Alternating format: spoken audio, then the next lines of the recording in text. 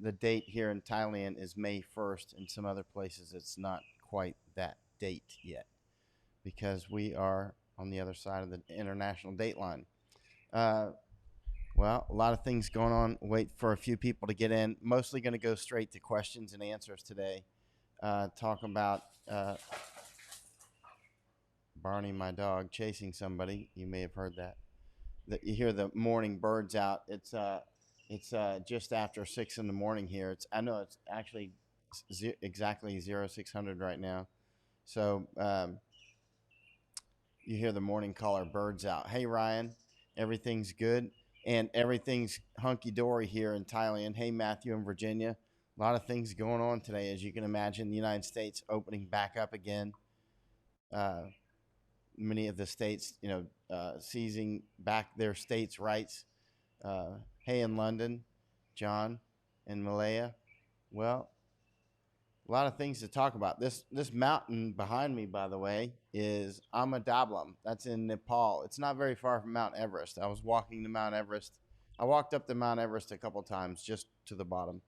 And on the way, you pass by this mountain, Amadablam, depending on which direction you come from.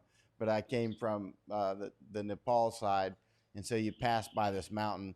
That mountain's about 22,000 feet tall, 22,300 and something feet tall. It's, by Nepal standards, it's not quite very large actually.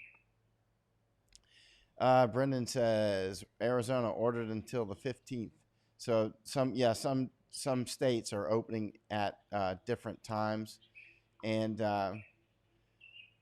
so but some are opening right now. Some have sort of never closed at all. I think, first of all, the experts haven't been right any step of the way along this way. They're still talking about. They're talking. I mean, remember, the World Health Organization, CDC, and Jerome Adams, the Surgeon General, all said not to wear masks. That's just representative of the many terrible things, terrible advice that they gave that they later had to rescind. Those birds you hear in the background, by the way, are actual real birds. They're wild birds. So because the sun is coming up. So their models have been completely wrong. You've seen some modeling that the death toll would be down to about 0 by May 1st. That took a grim laugh from me way back when they first said it. You don't need listen. When some of us non-experts are 10 times more accurate than the experts consistently, day after day, week after week, month after month, we are consistently more correct. A very few of us anyway. That must lead you to some questions, right? The idea that we're going to open without consequence obviously is wrong. However, I'm clearly stating I'm not saying that we should not open back up again. And when I get back, I'm sure I'll see the consequences. Here in Thailand, everything's going pretty fine, actually. I mean, Thailand is the way that the United States wishes it was right now. That said, Thailand itself has been shut down, including almost all domestic flights. They're going to reopen some today. So I'll go down to the airport and check it out today here in Chiang Mai, Thailand. But you can see that, the comments here. You can see that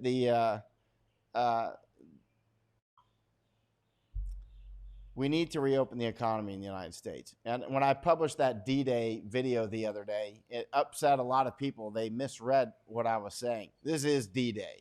This is DDay, and we're going to take a lot more casualties from reopening than we did on D-Day, like by leaps of magnitude. Now, let's just say if somebody asks me to support that, I will say, look at my track record. There is no way to demonstrably lay down piece by piece the evidence that leads me to say this, other than I study this 7 days a week, and it's an intuitive leap. and my intuitive leaps have been amazingly accurate, from Iraq to Afghanistan to Thailand to Japanese, Korean issues to Hong Kong insurgency. And to this, remember, I bought 600 masks in January and told people to stock up in January because food prices are going to. That was January. So my intuitive leap here on May 1st is that by the end of May, the United States is going to see a skyrocket of casualties. Now, am I saying we should not open? Negative. I'm not saying that. I'm saying this is like DDay. You're going to go back to work, or you're not going to go back to work. If you're going to go back to work, like on DDay, you need to wear a helmet. Some people are going to die anyway. That means masks. That means washing hands all the time. That means as much social distancing as possible, because this is a D-Day of sorts. And I think anybody that thinks who thought that we would have our casualties down to zero on May 1st is a joke. They are laughable. They should be stricken from future. I wouldn't listen to any of them. The idea that this will be under control by June, July, August, September, October, November, or December, or January is a joke. It's not going to be under control by January or February or March. It will not be. Now we see this ultra warp speed, whatever vaccine program that it'll be, we'll just get this vaccine rushed through. Hey, I can get you a vaccine right now. I got some white vinegar here I've been using to pickle some food and whatnot. There's a vaccine. We'll just, do whatever. Take a drop of vaccine in your nose or something. Are you going to be the first to line up and take a vaccine that they just rushed through? I'm not. Not unless the casualties to this thing start to go up to, 1/3 or something.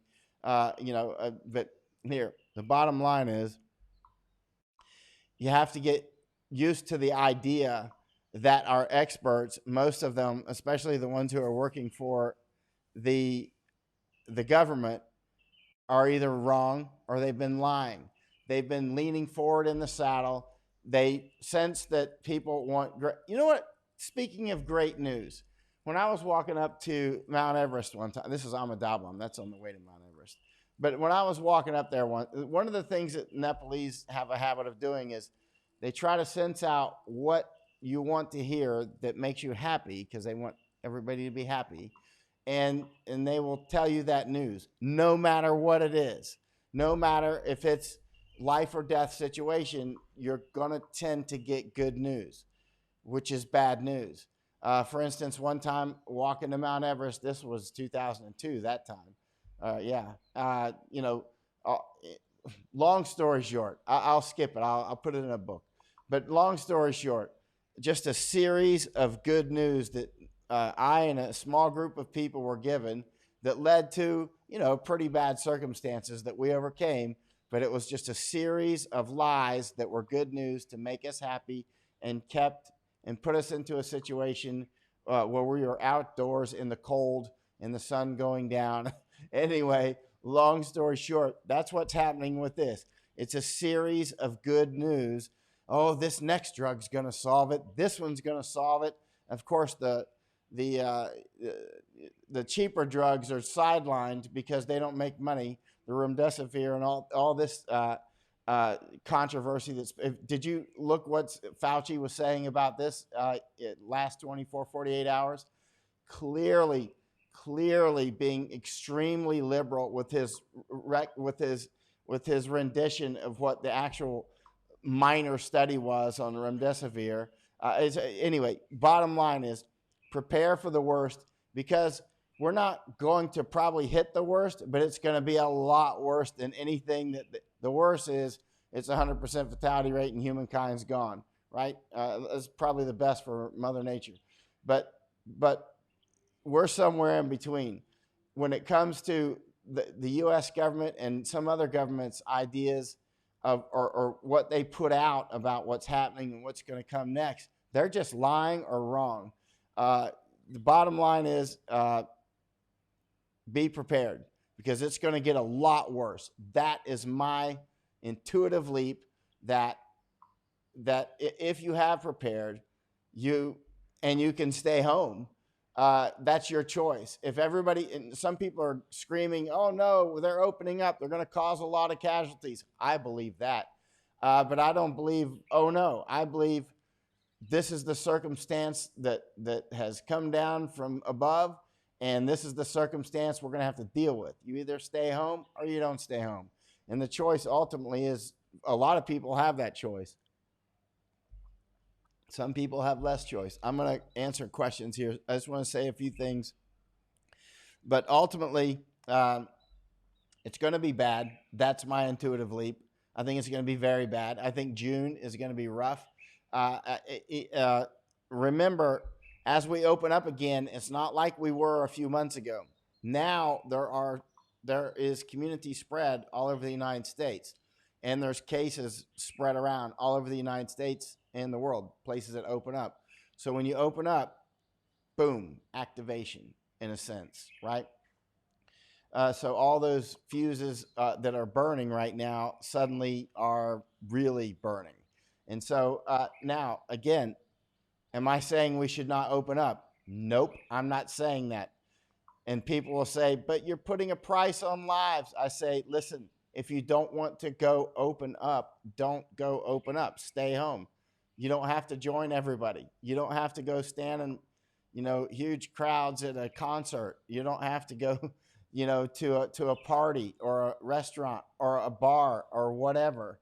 You can stay home. A lot of people can. Some people have more difficult time doing it. So there you go. Bottom line. So let's get up to, I'm just going to start fielding questions because I think that's where people get more benefit. And yeah, and I want to again thank everybody who's helped me on Patreon, PayPal, Venmo, Bitcoin. Nobody really gives Bitcoin. Cash App. Nobody's donated to Cash App. But PayPal and Patreon are the number one ways generally, and I really appreciate that. Patreon is especially helpful because that allows me to plan my next steps. That's always a problem in this kind of work is the persistence of funding. Not, I mean, funding can be quite helpful.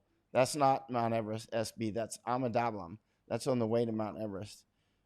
Let's see here. Let's get to the questions. Hey, Barbara. I hope everything's good in the UK. Let's see. Hello in Miami. Good morning in California, Kurt. And let's see here. Well, it's not scrolling down very well. Here we go. All right.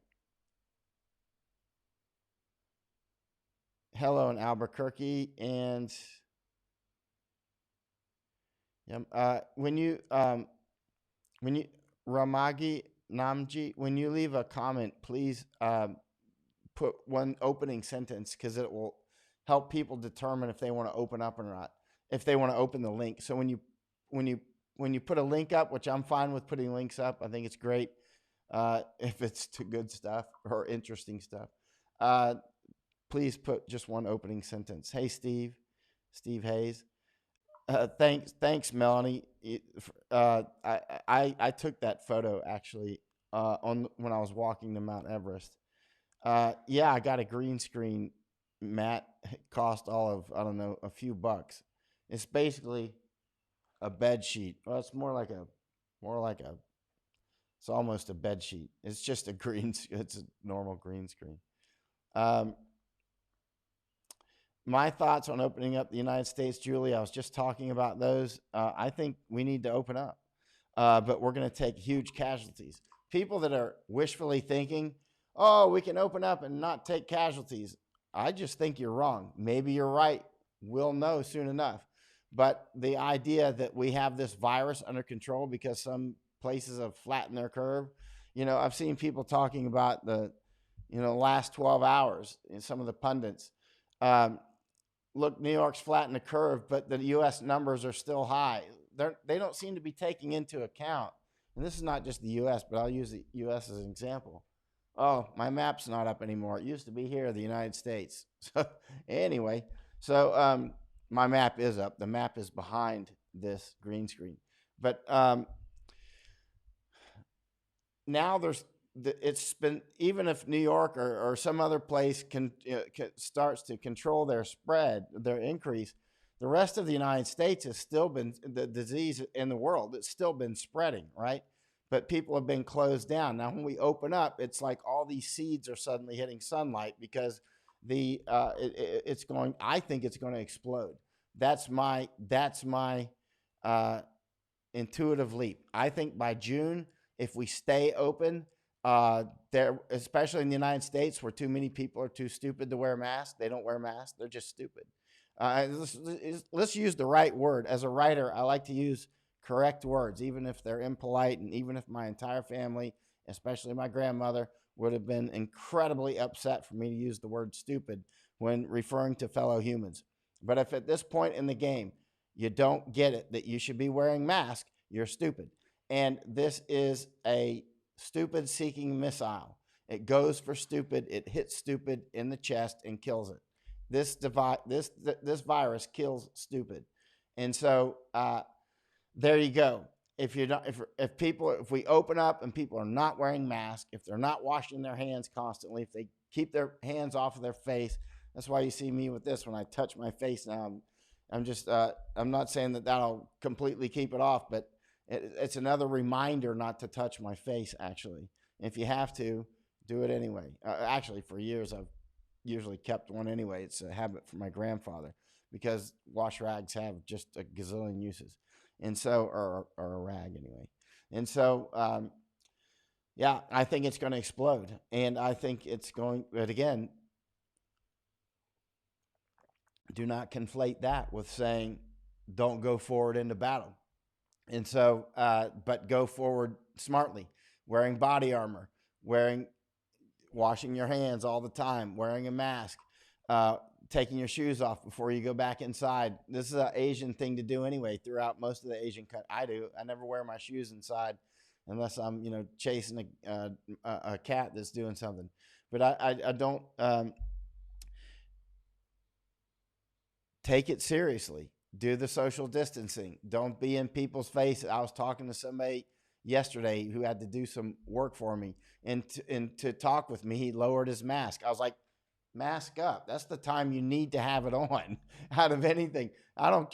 Nobody cares if we're wearing our mask or not if we're 100 meters down the road.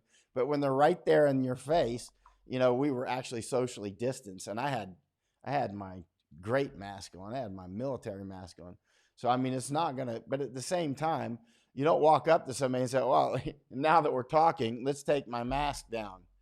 Okay, Rambo. Listen, the United States and other countries should have practically 24/7 public service announcements to wear a mask, to wash hands, to social distance, to, if we're going to open up and keep the casualties to a minimum.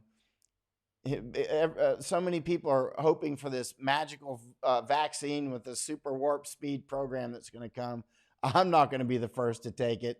There's going to be some pharmaceutical that's going to at least reduce casualties, and certainly at some point things will be discovered and come around. But will there be a vaccine? I don't know. There's not a vaccine for SARS-1. There's not a vaccine for HIV. AIDS, right? And there's 30-40 million people died from that. There may not be a vaccine for this one. But the thing is they're just giving hope, little bait. I don't need hope. I got hope. I got hope in my heart. I don't need lies from anybody. I'm going to fight no matter what. I don't need somebody lying to me. In fact, it makes me disgusted with them. And so bottom line is, my intuitive leap is that it's going to get worse. I've been talking about supply chains breaking down. They are breaking down. I got numerous messages yesterday. When do you think the supply chains are going to start breaking down? Hello. They're breaking down. Supply chains are breaking down now. They have been. And remember, when you see avalanches at places like this, you know how they start. The sun comes up. That's nighttime right there. That's moonlight that I'm shooting it with. The sun comes up, things start to heat up, and you'll hear the cracks and the pops and the moans and the groans, and boom, giant avalanche. And that's what's happened in other countries I've been in when they've had significant problems with economies or wars or whatever. Suddenly, boom, everything goes, and that's when it's not a toilet paper problem. And a lot of the toilet paper problem, by the way, was indicative of something else. And a lot of the problems with the milk being poured out and cattle being slaughtered and pigs being slaughtered and chickens and all this. There's different reasons why this is occurring. One is we have two major supply chains in the United States. One is for commercial, like restaurants, hotels, that sort of thing. Another is for like grocery stores. And so when the first one started to break down, that supply chain is breaking down. A lot of it's broken down at this point. The toilet paper that people were using at their offices and whatnot, when people are locked down at home, they need more toilet paper at home. But that supply chain is broken because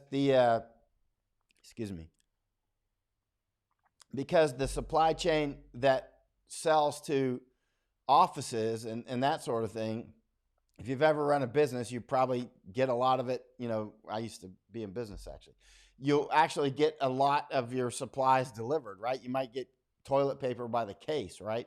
Or for some companies, probably by the pallet or even truckload, right? And suddenly, but it's packaged differently. It's not, the nice Charmin little things, right? And so, and that's indicative of a lot of other things. A lot of other food that people used to eat in restaurants, they're now eating at home. They're getting from grocery stores. It's a different supply chain. Things are packaged differently. And so now we've got food wasting in the fields. It's being slaughtered in the fields because for some reason our government can't figure out how to get it from the farm to the grocery store, so they're killing it in the fields. It's unbelievable. They got money. They got trillions that they can just magically print up for. And the stock market is wildly up. Have you noticed? When unemployment is the way over 30 million Americans have applied for unemployment at this point, right? I think what is happening, and again, you don't need to be an expert. You don't need to be an expert firefighter to see a house is burning down. I think that stock market is going to crash, and it's going to do it quick. That's my guess. I don't know when, but the bottom line is, how can the stock market be going up, up, up when the unemployment's going even faster, up, up, up, right? Well, we will see who's right and who's wrong. Yeah, Elon Musk thinks we shouldn't have shut down. Elon Musk, he's super smart. And I don't think we should shut down now at this point either. I think we should take our casualties, which will be significant. I think it'll be a huge amount of casualties that we're going to suffer from opening up. But I think we should open up is the bottom line. And if you don't want to open up, stay home, and everybody else will die while you stay home, right? Not everybody, of course. It'll be some percentage.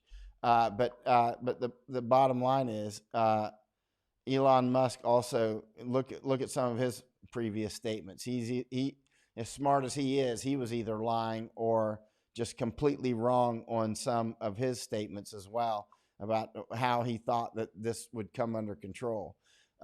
Whereas I've been amazingly correct, actually, because I don't have a big Tesla company to worry about my employees not being there.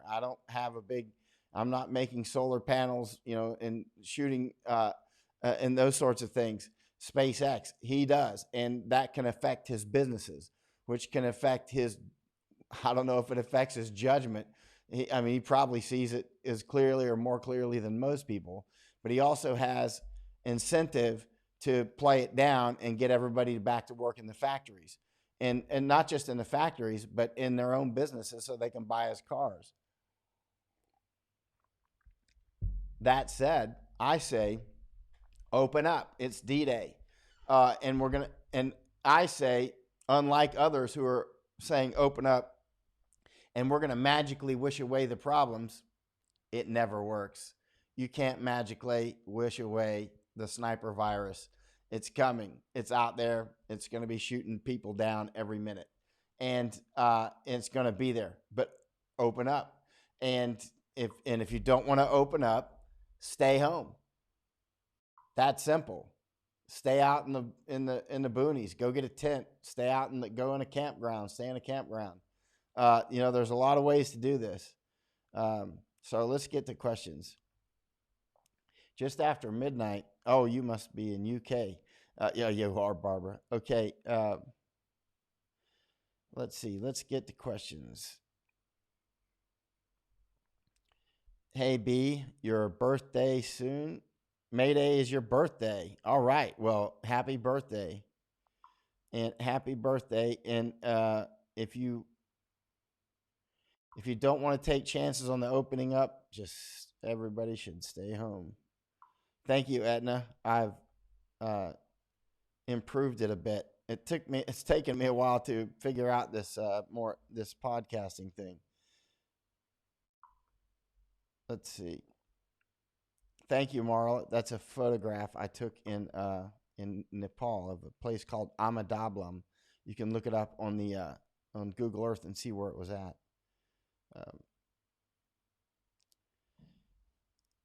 Mark Stappenbeck says bad health advice is the kind of stuff you get from politicians. It's like the sun coming up outside your window every morning, right? Malay asks, is day 22? Yes, this is day 22 of my fasting. I haven't eaten in 22 days. And yesterday, Soy finished her 21 days. She did it. And her first meal was some really high quality coconut, just a little bit of coconut, which I think is quite smart, actually. And actually, I want to call her this morning, ask her how she's doing. But she did 21 days. And the most that she had done before that was 4. And so she went from 4 to 21. And I tell you, once you do something like that, even say a 5 or 10, especially say a 10-day fast, it changes something about you in a very positive way. I highly recommend, if you're in a position to fast, that you give it a shot. It's a very positive experience, and it actually stays with you when the fast is over. A lot of things you appreciate more, and a lot of things become less important. Actually, war does that to you as well, as do a lot of other things in life, if they're sufficiently well. I mean, just try a 10-day fast at some point. You'll see what I mean. This is day 22 for me. And I feel great, by the way. I feel great. All I've had is vitamins. This time I haven't had any. I've had coffee. I made coffee this morning. I haven't even sipped out of it. You see how black it is? That's some black coffee, isn't it? It's I don't put anything in it. No honey, no sugar, no milk. Although usually I like milk and honey, but I'm not doing it during the fast. It's a great fast. And if you want to join me. I might go for 30 days. Might as well. I'm at 22 now. That would be 30 days with not one single bite of food. And even interestingly, like when I was doing some pickling eggs and some other things, I threw some garlic. I planted some garlic yesterday. I don't feel the need or desire to eat it. You get past that actually it's weird, but you'll see. If you fast sufficiently long, you'll see what I mean. Actually, it's not the day for planting garlic, though, is it? That day is what? June 21st, right? The shortest day of the year, June 21st. June 21st. For some people, it depends on what part of the earth you're on.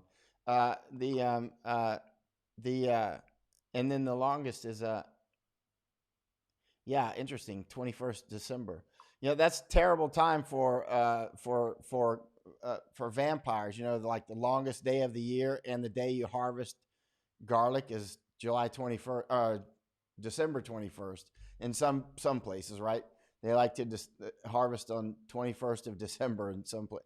Or I don't know if they still do that. That's old stuff. I don't know what the garlic producers do now. They probably grow it in like 10 minutes and it's got giant garlic, Hello in Atlanta. I'll see you in Atlanta at some point. Let's see, what's Jenna have to say? Jenna, Mike, there is a link to a video from a Texas rancher about food shortages and them being ordered to put down cattle and pigs. If you want to watch it later, thanks. Yeah, because of upstream distributors and buyers.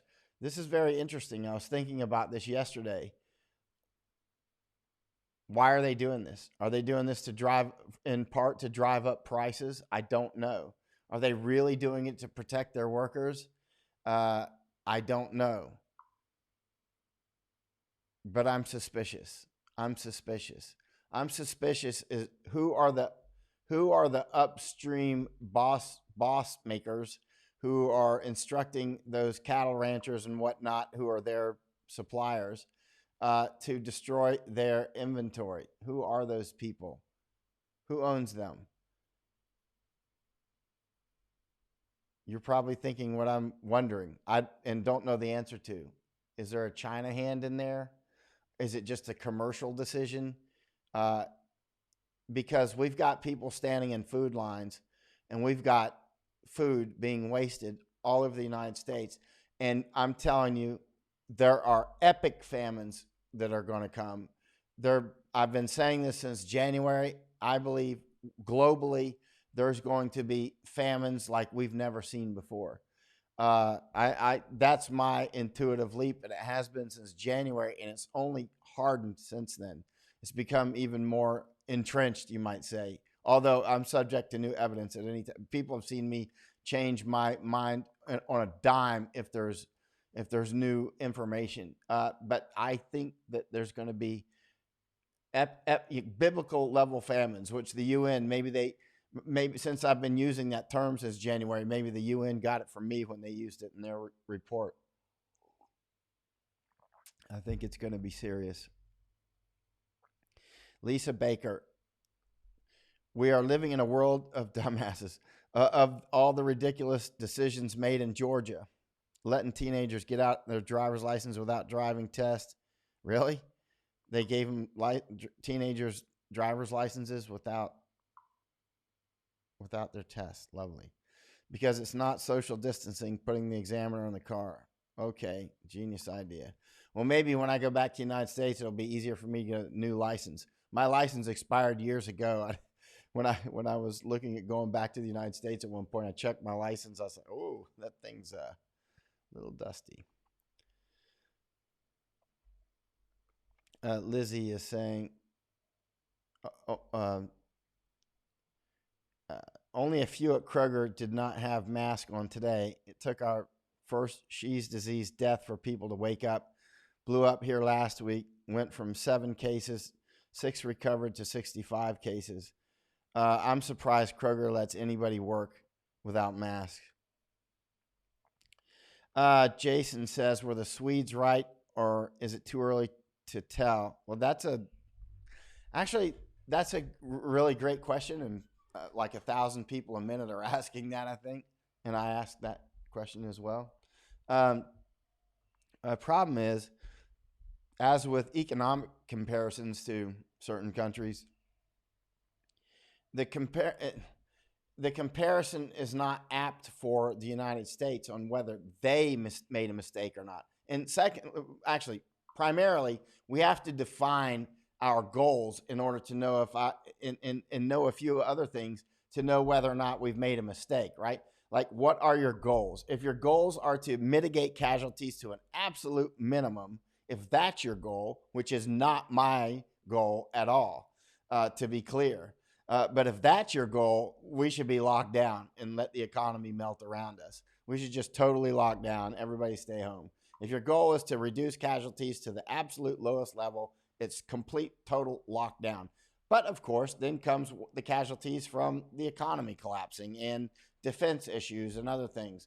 But if your goal is to reduce the casualties to the lowest possible number from this virus, then you should lock down. That's what the truth appears to be, right? But if your goal is to get the economy going again, come hell or high water, no matter the casualties, just open up and let the casualties go where they will. But if your goal, if my goal, my best case is to open the economy, but keep the casualties as low as possible by doing public service announcements. Wear a mask, wash hands, wear a mask, wash hands, social distance, common sense sorts of things like this. Uh, you know, don't go to bars, that sort of thing. If they start opening bars again, just don't go. Don't go to sit down restaurants. Stay off of public buses if you can.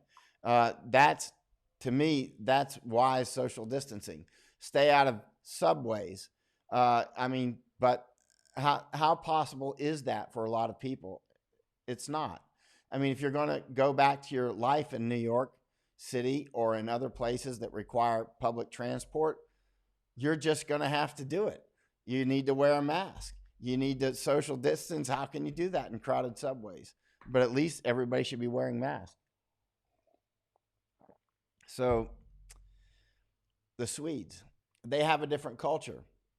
They're more distant. They're more distant people to begin with. I mean, they keep social distance. Maybe that's a biological historical artifact because it's a cold place and they realize, I don't know why they're like that. Maybe it's because they've already built that into their culture because of diseases and pandemics in the past, and being in a cold climate. Why do Jews and Muslims not eat pork? Maybe that's from an ancient swine flu. Maybe because a lot of these ancient ideas that we have, and we're like, well, that's outdated. It's really not. It's not necessarily at all, actually. Because when you eat pork, you raise pork. And if the pigs get the swine flu, hey, suddenly we just lost half your population. Maybe that's where these prohibitions came from. I don't know. These have been the theories for long before any of us were born. So where do these things come from? But the Swedes also, huge numbers of Swedes already live alone. And they already are socially distanced. And they already are clean people.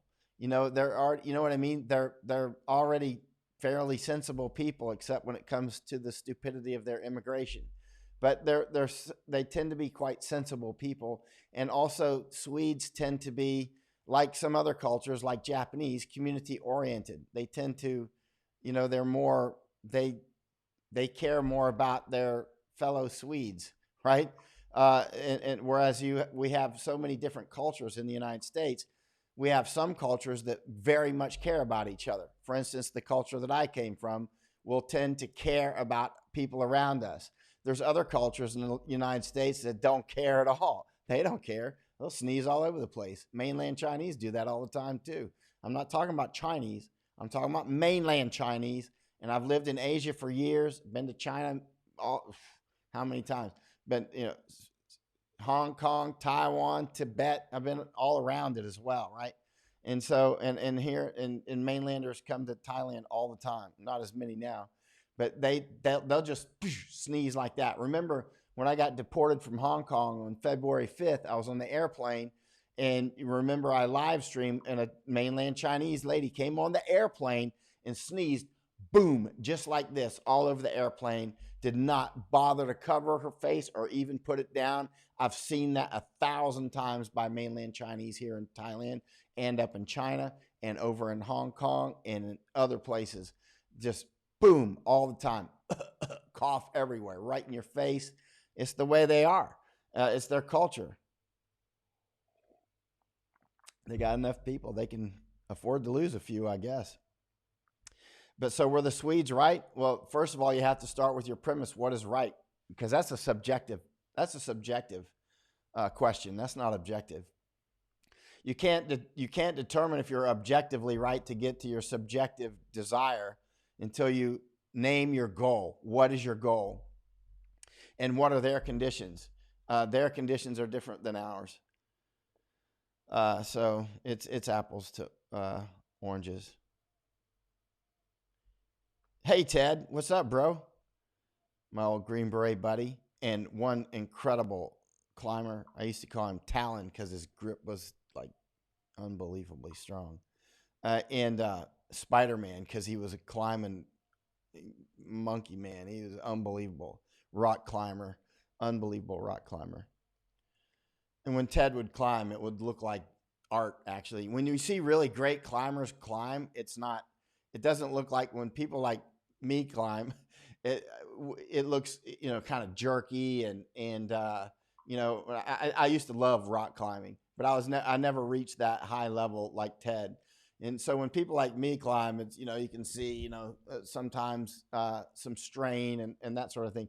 When you see people like Ted, it's more like a ballet on the rocks, and it's just like you know doing their moves, and if they peel, fall, it's it's usually like pop. They just pop off the rock.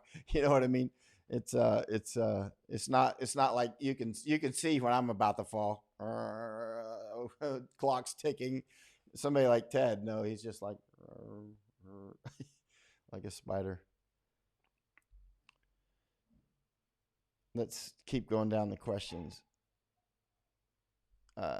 China is definitely on the march, Kurt, in California, I believe. Oh, very bad people, CCP. Yeah, I got the green screen going. Actually, no, I'm in Nepal. I wish I was in Nepal. Actually, I wish I were in the United States right now, or Taiwan. Saying uh, Thailand has it. Thailand has it largely under control, but Thailand's starting to open up more today as well.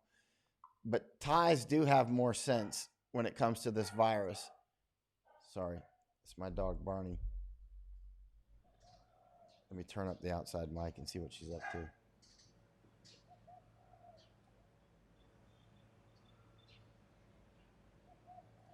Not much. Sorry, I was listening to her, and so, and so, yeah, Thailand, they wear masks. They don't shake hands, and Thais don't shake hands. They Y, right? This is called a Y, like the prayer movement. It's very. I like it. It's much smarter. Maybe that came from diseases like in Thailand. If you water, they don't drink out of the bottle, or they will, but Thais don't touch the bottle to their lips. They don't do that. You'll never see a Thai do that. When a Thai sees somebody drink the American way, watch, I'll show you. This is the American way for people that don't know. We drink like this because we're savages. Right out of the bottle. Thais never do that. And when Thais see me do that, they'll be like, that's not polite. But even if you're not handling the bottle around, they don't do it. They'll do it like this.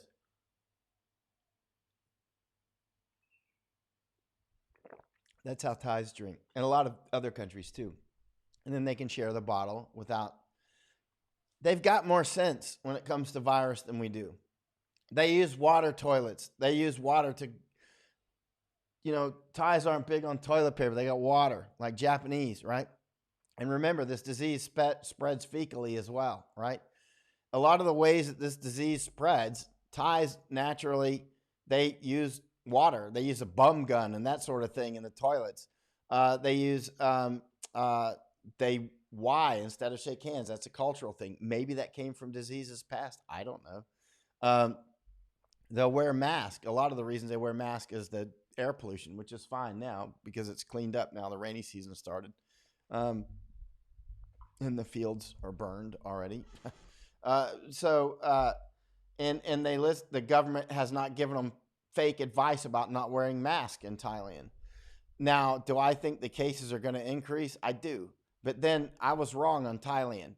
I thought Thailand was going to get smashed because of the mainline huge amounts of the more tourists from Wuhan come to Thailand than to any other country. This is the main tourist destination from people from Wuhan, China. And of course, the CCP virus originated in Wuhan, right? To our knowledge. But they haven't. And maybe this is because of sunlight. Maybe this is because of what they eat. Maybe it's genetic. Maybe it's many things. Maybe it's lying instead of shaking hands. Maybe it's masks. Maybe it's bum guns instead of toilet paper. I don't know. Maybe it's a lot of all these things all mixed in together. Vitamin D out in the sun. I don't know why Thailand was getting huge amounts of people straight from the infected area, and Thailand has not been devastated. Thailand is actually like a lot safer than the United States at this time on this virus, like 10 times. Um, so, why? I can tell you one thing. We need to, when all this is really under control, which could be, I don't know, whenever a real vaccine comes out, if it does, or real pharmaceutical solutions that reduce the casualties. Uh, we need to talk with these doctors from all these countries like Thailand and Taiwan and South Korea, and we need to like get them all in huge conferences and like share what exactly did you do? How exactly did you Taiwan do so well? How did Thailand do so well when they were getting huge amounts of travelers from Wuhan?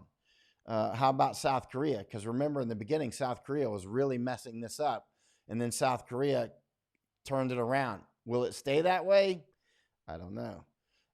And the trends don't necessarily look positive, but they certainly got it under quicker.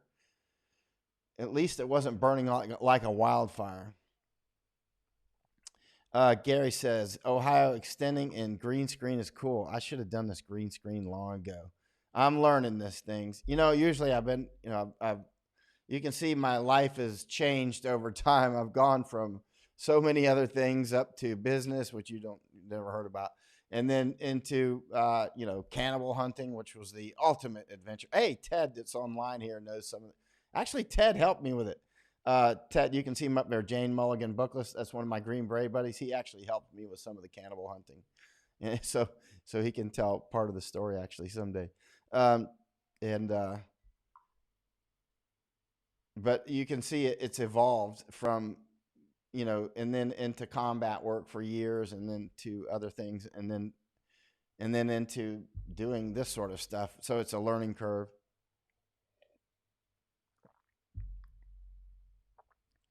You just noticed the background. I'm in. It looks like I'm in Nepal. You just noticed, Jenna. All right. Let's see. Julie, so true. Let me see here. I'm looking for questions.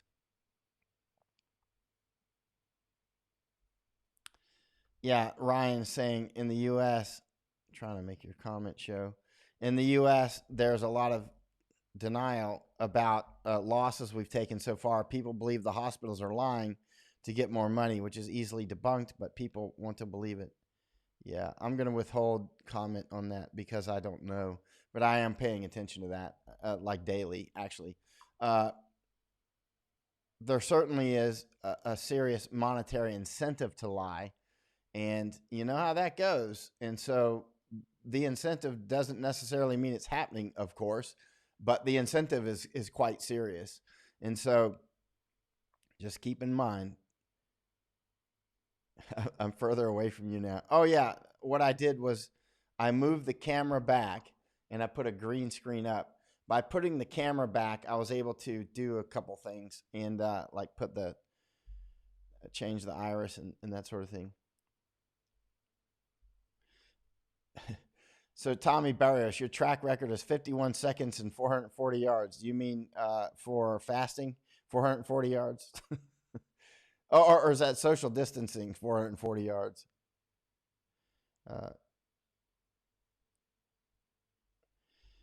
Christian Hutton says, I've been locked down for 45 days at work. At work. What kind of work do you do? You work in a nuclear power plant or something like that? What do you do? Homemade vaccine. That's right. We can make our own vaccines and just put a label on it called snake oil. Because I tell you one thing, I'm not lining up to take a bunch of vaccines when they come right off the line. I've never been an anti-vaxxer, and I got a lot of. I've said it many times. I got a lot of vaccines last year to return to India in 2019, but then the insurgency in Hong Kong kicked off, so I shot off to the insurgency, and so I've never been an anti-vaxxer. Like I've been serious about vaccinations. I'm very serious about that. But I'm understanding the anti-vaxxers now a lot more than ever before. They ain't crazy. They are not crazy. We constantly try to make them out to be crazy and push down on them and that sort of thing, but they're not. Look, the CDC, the World Health Organization, even the Surgeon General, Jerome Adams, Surgeon General of the United States, all lied, serially lied, serial killers lying about this disease, like not to wear a mask. I keep going back to that one example, but there's plenty of others. But not to wear a mask. I mean, now they expect me to turn around and trust them about vaccines. And when you listen to, again, I'm not an anti-vaxxer. I got a load of vaccines voluntarily last year, and nobody told me to get them. I got them because I was going back to India, and I've been to India. I spent 10 months in India, and I know how badly you need vaccines in India. It's no joke. If you're going to, some people I'm going to take back to India with me. I said, listen, I'm not taking anybody to India that doesn't have their vaccines, period. Because I know what can happen. This is no joke. I'll take you to Thailand. I'll take you to France. I'll take you to a lot of other places without vaccines. You will not go to India with me without vaccines. Not under my tutelage or guidance, because I'm not going to deal with the typhoid and all these other things. Well, we might have to anyway. But I mean, I don't want to deal with anything that we could have prevented. But at the same time, I really question the wisdom of a lot of these things at this point because of so many lies, the catastrophic loss. I keep using that word catastrophic because it is a catastrophic loss of confidence from me to the U.S. government due to this vaccine.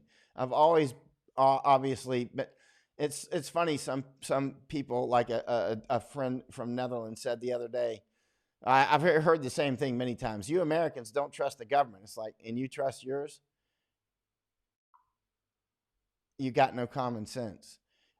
If you just trust your government wildly, openly like that, it's because you've either got the most brilliant government in the world, or you're delusional. It doesn't mean that some are like CCP, some are North Korea. I'd never trust those, of course.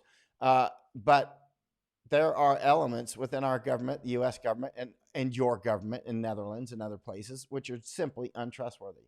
And our FBI, it looks like they've just been caught trying to frame up Michael Flynn. It looks like they were just caught red-handed. That's incredible. I mean, that's prison stuff, right? That is undermining our union. That is undermining the very fabric of the United States, if true. And no, that's why we have a First Amendment. That's why our forefathers were so wise to enshrine that. And that's why you see people attacking our Constitution so much, because they know our Constitution is our last line of defense against despotism, against freedom of speech. Not against freedom of speech, but freedom of speech is our front line.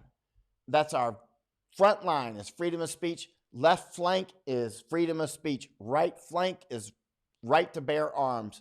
These are mutually supporting squads here, right? It's like all you folks in Europe and Canada and Australia and all over the world, almost nobody from any country has freedom of speech, and that includes Canada, like the United States has. You just don't, period. And our freedom of speech is the one thing that allows us to continue to call out our government in ways that others can't, or to call out this ridiculousness on open borders. It's absolutely stupid. I've been around the world more than half my life out of the United States.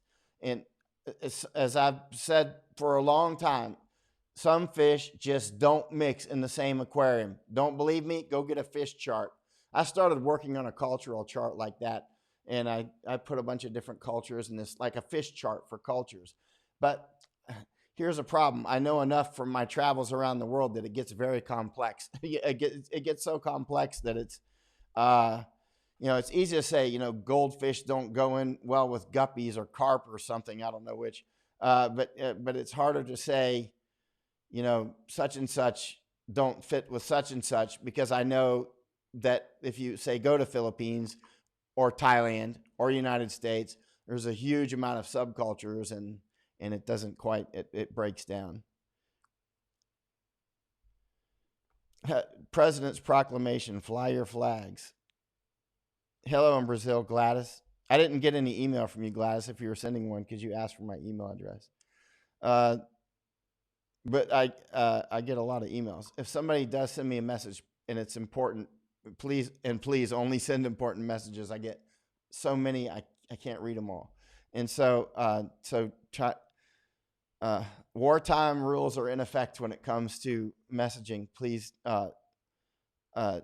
stick to what's important. The camp food buckets are good to store. Yeah, Lois is right. And I just bought 30 more. Well, I don't have any of them sitting here. I just actually about 25 of them are out. They're going to be drying in the sun as I washed them last night. I bought 30 2,000 milliliter jars, even though I probably won't be here, but I'm going to stock up food to leave behind for others. Al Johnson. There should be a new law that Al Johnson is one of my co-researchers, by the way. He's brilliant. He's literally the Jew with the cigar in the dark room that got me started on the comfort women thing. Speaking of which, I keep that right here, right beside me to remind me of the comfort women scam. I got that from Chongdae Hop over in if you know who Chongdae Hop is. They're an enemy organization. They're an enemy of South Korea. And they're an enemy of the United States. And I got that from them in their office. Anyway, we'll talk about the comfort women thing again. But here's Al Johnson.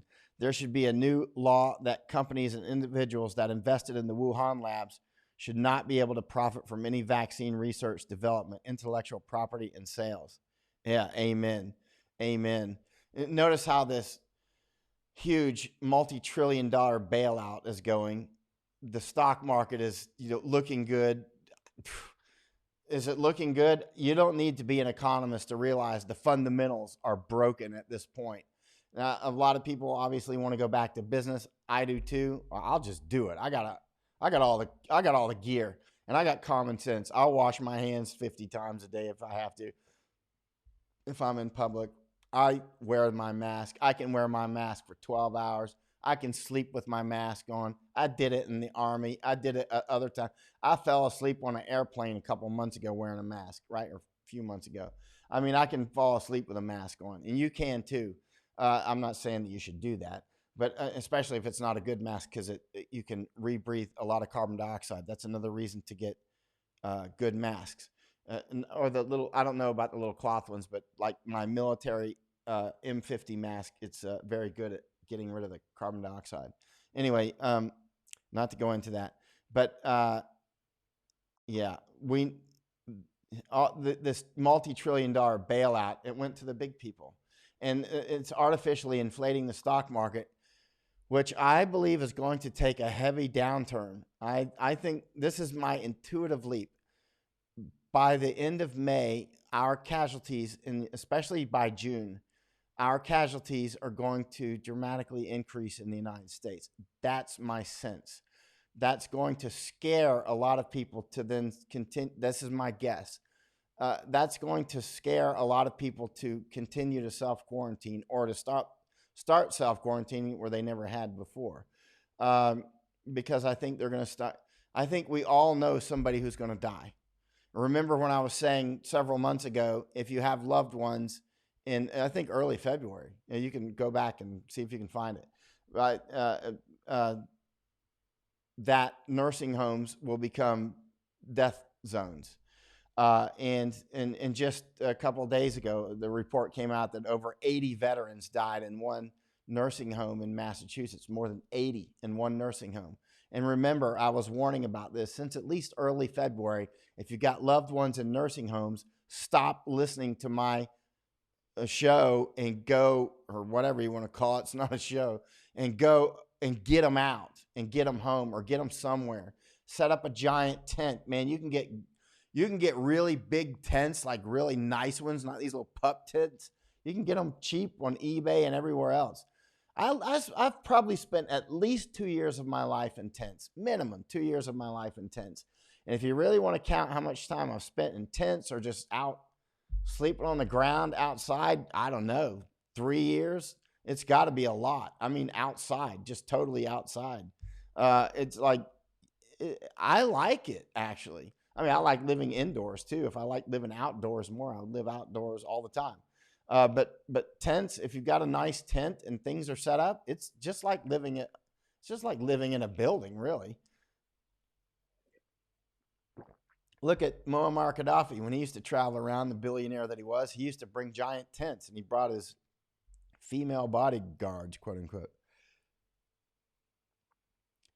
All right. Hello in Mississippi. I'll see you in Mississippi when I. Torp Waxer says 57,000 deaths in USA in the last 30 days. I think it's more than 60 or so, isn't it? Or maybe in the last 30, I don't know, but it's over 60 now. But I don't know how many happened in the last 30 days. Thank you, Kevin. I'm fasting. I'm into my 22nd day, and I feel great, actually. Actually, this morning I felt a little bit of hunger, but it went away. If I start feeling wolf hunger, as one Russian doctor put it, then I'll eat.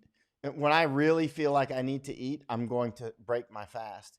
But I won't push it. I will. I'll go to where I feel comfortable.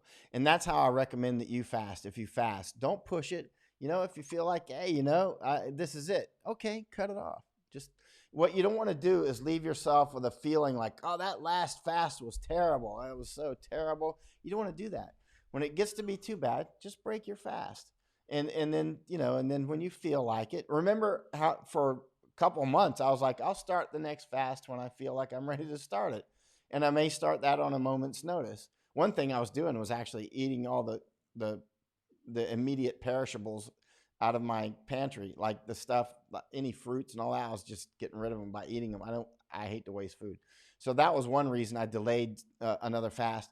And then another was I just didn't feel like fasting yet. And so, but then when, you wake up one morning, you're like, okay, now's the day. I will fast. And then you start fasting.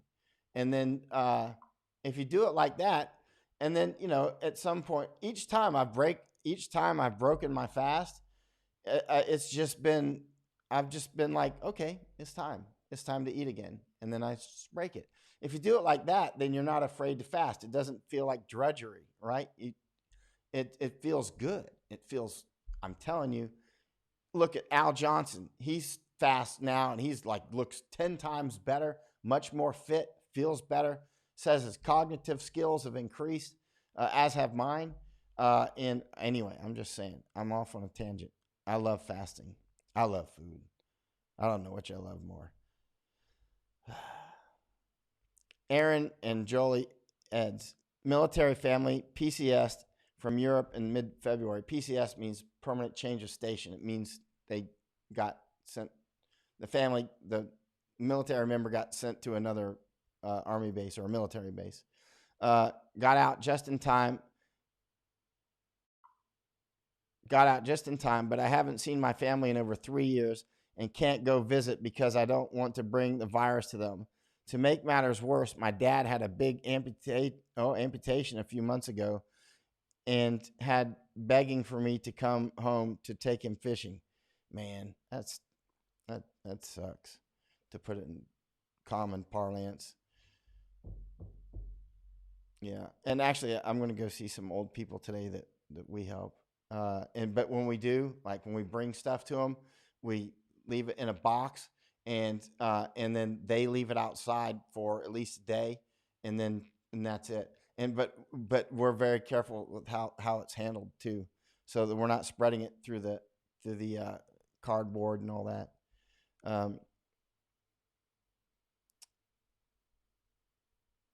Yeah, Mike Morgan. Fauci and Bricks probably own Gilead. Well, I tell you what, brings up some questions. Kirill Aziz, hey bro, you got undercover info when the vaccines will be established? No, no. And I think anybody that tells you that's really lying. Kirill, I think no. And there's there's if there were a vaccine that would work right now, it would be worth just tens of billions of dollars, if not more. So nobody's going to be waiting on it. And you got to keep that in mind when they come out with some first iteration of a vaccine, that there is trillions of dollars on the line between the vaccine itself and the feel good and, you know, vaccine just before the voting for presidential voting or whatever, I'm telling you, uh, caution is in order. Caution is in order. Look, the Space Shuttle Challenger. I've talked about this before. I read the whole accident report years ago, like more than 20 years ago, and it was the summary actually, which was still quite large. And the reason that the Challenger broke up and killed all the 7 astronauts was because of this same mentality that we do all the time, which is the desire for good news. They wanted to launch the shuttle. There were so many delays that they finally, and the President Reagan wanted to see a launch. It wasn't his fault. There was no evidence whatsoever that he had any knowledge of this, but they wanted to impress President Reagan with, hey, we got the shuttle flying. And anyway, long story short, I've explained it before, but they launched it outside of parameters. The temperature was too low, caused O-ring failure, and it caused the vehicle to break up. And it was a huge setback for our space program. The whole space shuttle program was a huge setback for our space program. That's a different story. But there is no way in the world I'm sticking that first virus, a vaccine, in my arm if it happens to be. I don't know how they'll administer one, but I'm not going to take the first go of it. I'll tell you that much. Not unless this virus mutates and it's killing a third of the people that get it. By the way, we don't know if herd immunity is going to work. It's completely unknown if there's going to be herd immunity or not. And so, in other words, we could go out there and take huge casualties and not really gain any herd immunity from it. Nobody knows at this point. We'll know soon enough. But what are we going to do? Hide from it and not open our economy back up? I mean, this is it.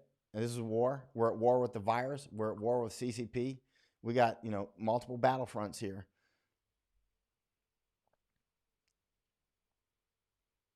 Yeah, Clint Havoc is saying, yeah, just saw his description of it. All it does is slightly increase recovery of those already recovering, no effect of deaths. You must be talking about Fauci referring to remdesivir, right? And even with that, it was only 4 days getting out of the hospital 4 days earlier, as I recall, and there was no controls. There was not a controlled experiment. And remember, that's a very expensive drug, whereas the that drug is super cheap. So that one's not even being. Notice that one's just like off the table. People are trying to make it sound like, oh, the alternatives that are cheap are ineffective and that sort of thing. Bye, Tony. I hope everything's good, and hope to see you back. You're probably already gone. Diana Parker Shermer. Wow, great background. Looks great. Now you can change your background anytime or show pictures of pertinent information. I know it. I agree. Now I can put things up that are important. And I love Nepal. I spent 1 year in Nepal. I love Nepalese people. They're, this area where I took this photo is Maoist, straight up communist. But there's different sorts of communist. And if you've been around as much as I have, then you'll understand what I'm saying. If you've not, that may sound kind of strange.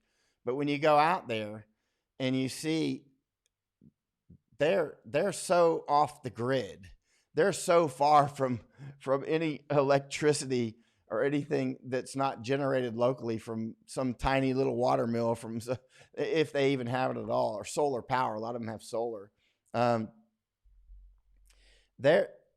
There's no libraries in these villages. Let's put it that way. And as in Afghanistan and so many other places. Uh, they're, we'll go into that some other time. But basically, they're grasping any straw that's out there. And people came along selling Maoism, and then they're like, okay, it's better than what we got now. And the thing about Maoism and many other species of communism is it's so easy to sell. I've thought about this for years, and I've been working on a proper phrase for it, like rounded sell. Anyway, we'll talk about that another time. But some things are easy to sell because they've been sold so many times over the years that the selling technique for that particular product, in this case Maoism, or some particular religion, is very smooth and rounded edges, and they know how to sell it like insurance. How are you going to take care of your family if you're dead? You know, they know exactly how to make the sell. And so somebody was out there selling Maoism, and they bought it. Hello in Massachusetts. I know you guys got a tough time going up there.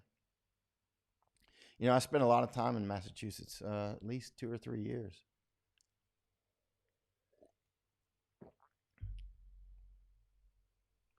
Here's my friend Ted.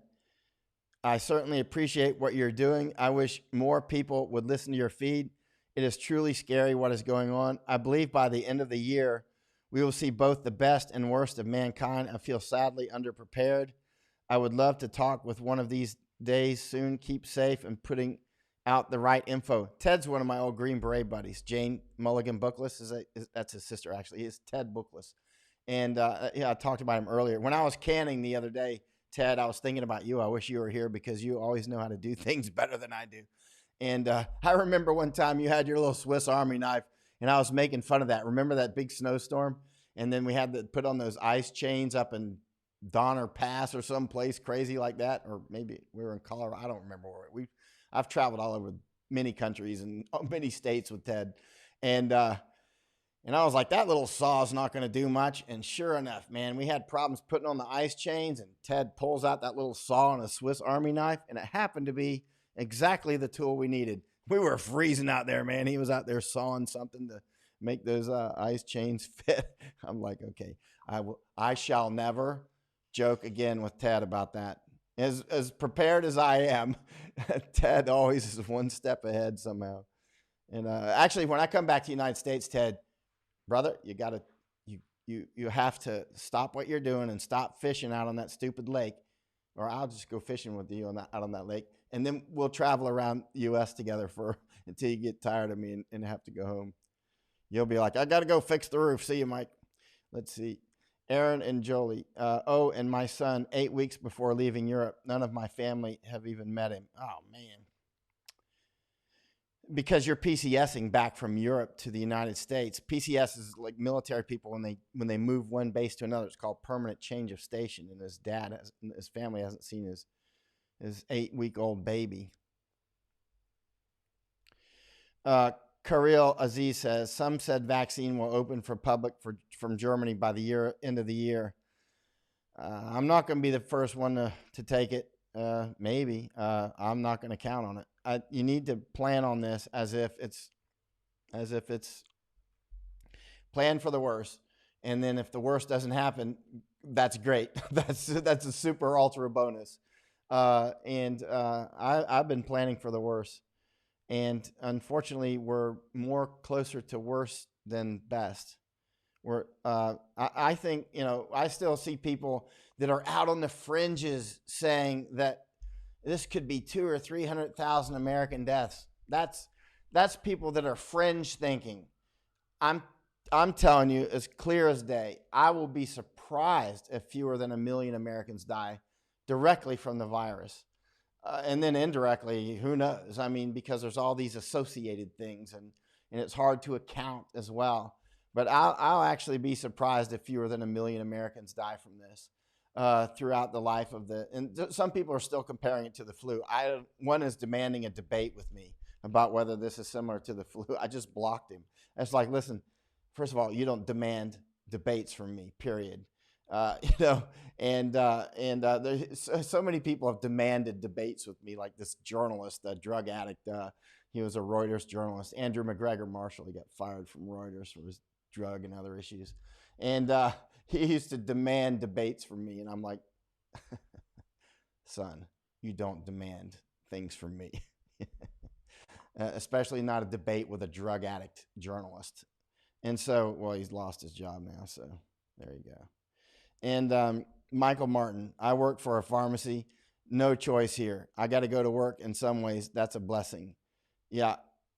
And hey, Terry, thanks for the link. When you put up links, please put one sentence up to explain what it is. That'll be very helpful. Thank you very much. William Clausen, trip to Bangkok in September. Think I will be able to go?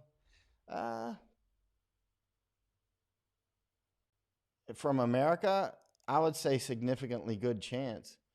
There may be changes in the way you do it. The airplane may be a third full by, or something like that due to some new regulation.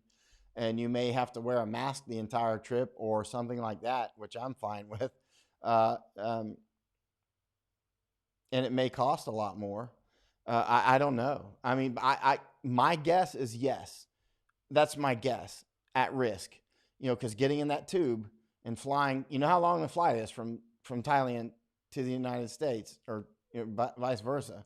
That's a long flight. I don't like making that flight because it's so long. But yeah, that my guess is that you'll be able to. But that said, my guess is that the United States and some others are about to get a big lesson. When we open up, and which is starting now, May 1st, Mayday, DDay. It's V-Day, whatever you want. It's not Victory Day, but it's Virus Day. I think that casualties in the U.S. are going to, certainly by June, of course, it's hotter then, and whether this will have a summer repose in the northern climes, I don't know. We'll know soon enough. But my intuitive guess is that we're going to see it dramatically increase by June. That's my guess. If not, then by the winter, when people are indoors closer to each other, I think it's going to be quite devastating. Does that mean that we should not continue to go to work? That's your choice. Don't do it if you don't want to. Stay home. Now I realize not everybody has the choice to do that. But we don't really have the choice as a country to continue to have zero, or not zero, but just a dramatically reduced economy and in tax base and everything else, and feed everybody. How are we going to do it?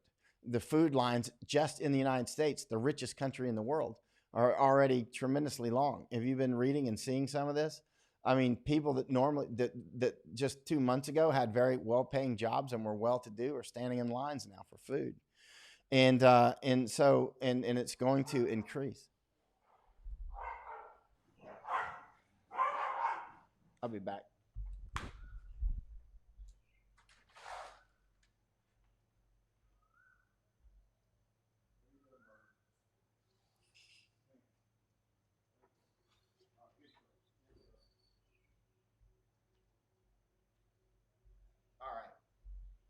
Sorry about that.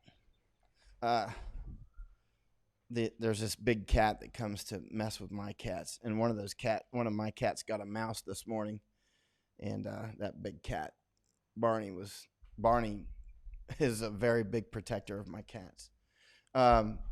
So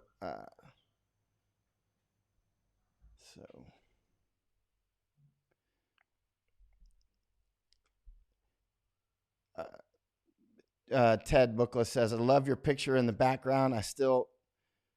That screen background for a laptop from when you sent it to me. Oh, you use this one as a backdrop. Ted, I told you like 50 times to come with me to Nepal, and you never did it. Yeah, PayPal's a good way to donate, Mike Morgan.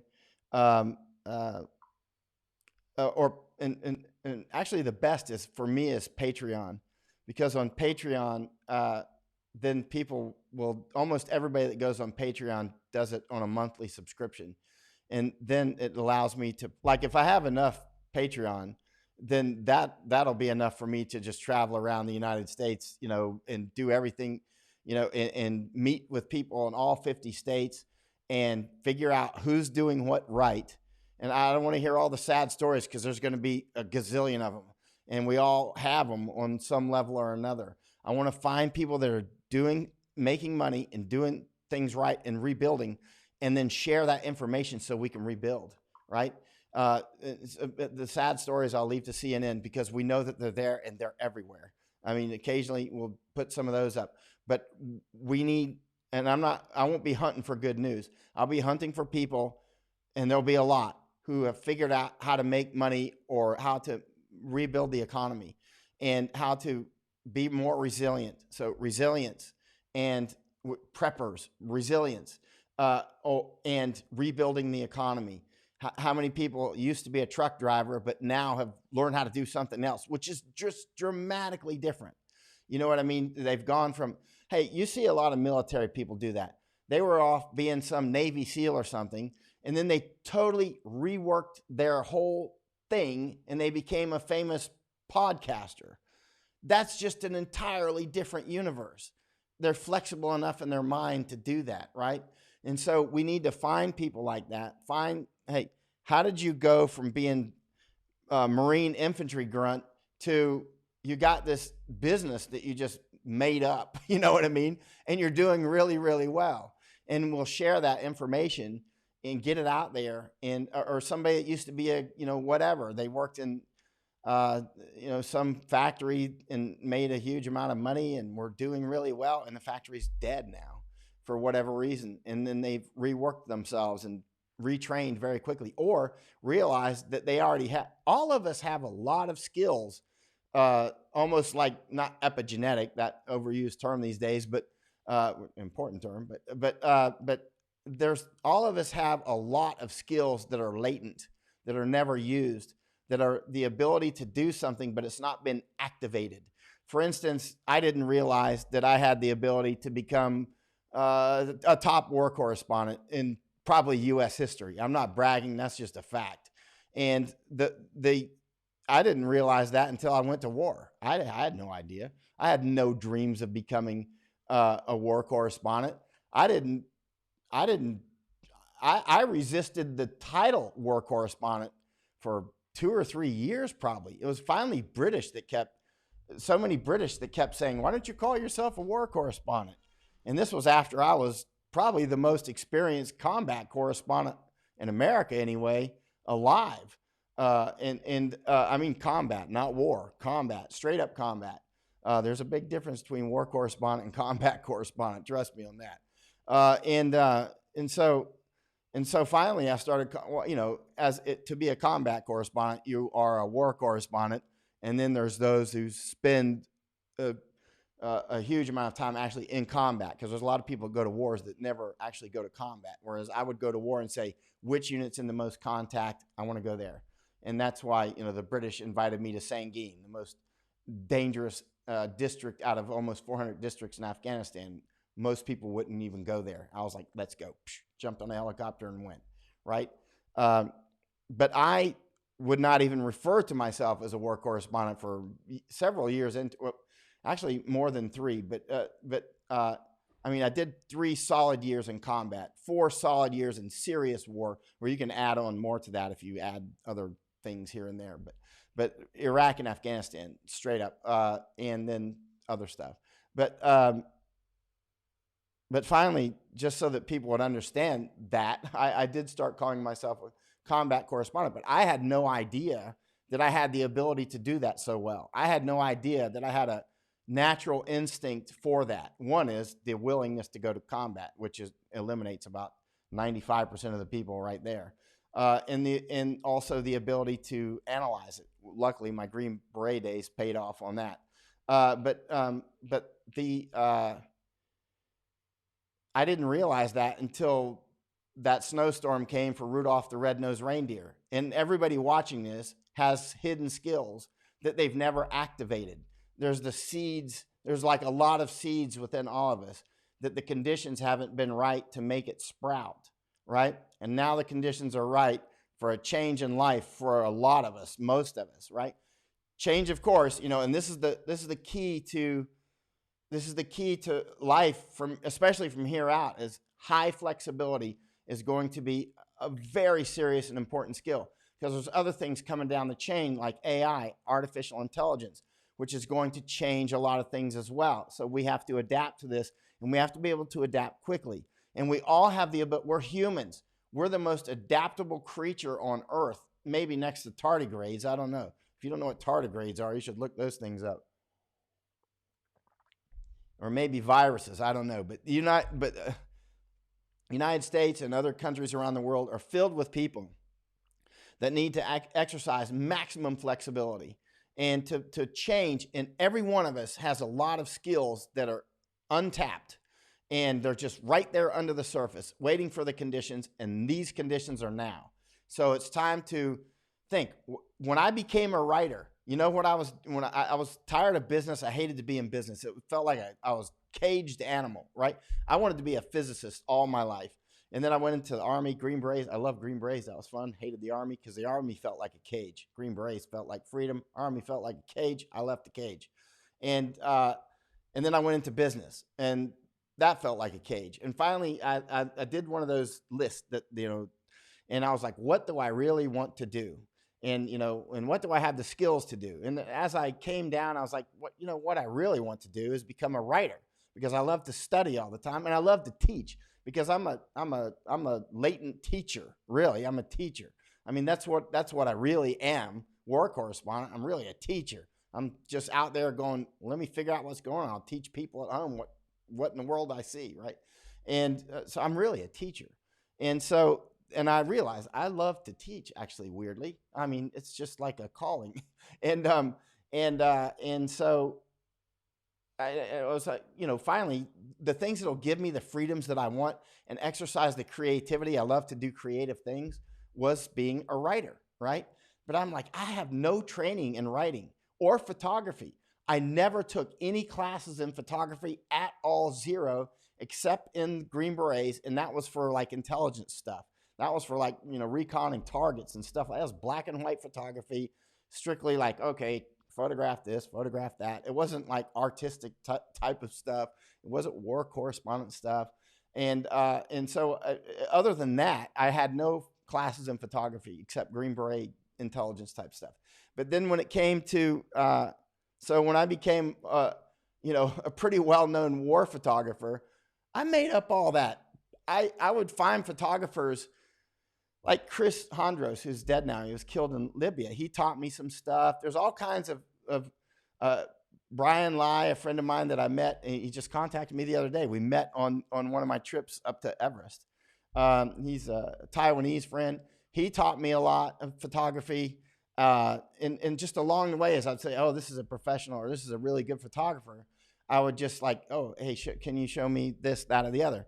And they'll be like, oh, sure, you're getting all these extremely expensive classes, custom made, one-on-one for free, right? And I've passed it along a lot. Look, I help Ginger sometimes with her photography back when she was completely amateur. Have you seen her Instagram? Ginger Robinson. Look up Ginger Robinson on Instagram. She's a friend of mine. Look up Ginger Robinson. Just, I don't know, 8 or 10 years ago or something like that, she was a complete amateur. Like, barely knew what an aperture was, I think. You should see her photography now. It is prima professional level.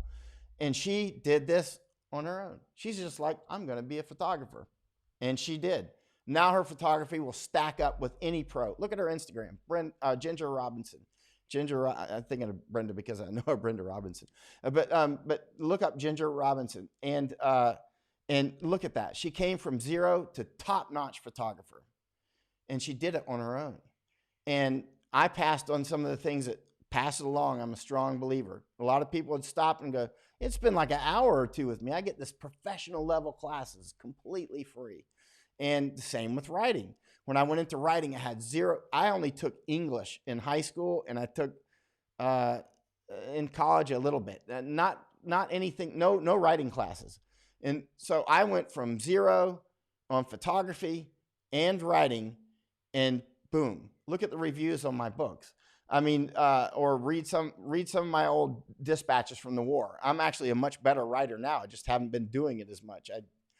I spar with myself and don't publish very much of it. You know, I'll write things and work on writing technique.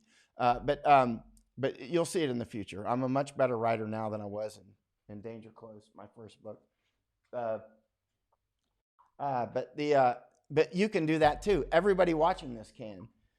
You know, everybody has skills, hidden skills, or they can develop those skills and they can do them. Like this book, I wrote with zero. Look at that. You can see the green screen behind it. I wrote this with zero writing training, except from what people, if my fingernails look dirty, it's because I was working in the yard. I was working in the garden. I was planting some garlic. They're okay. Let's see. I went from zero, and then look at the reviews on that. And the bad reviews on there are from some stalker people, actually. And they'll do that. Anyway, and you can do that too. Everybody can. Just think inside of you. What do I really want to do from here on out in my life? Preferably pick something that AI is not going to quickly replace you. And think that one through.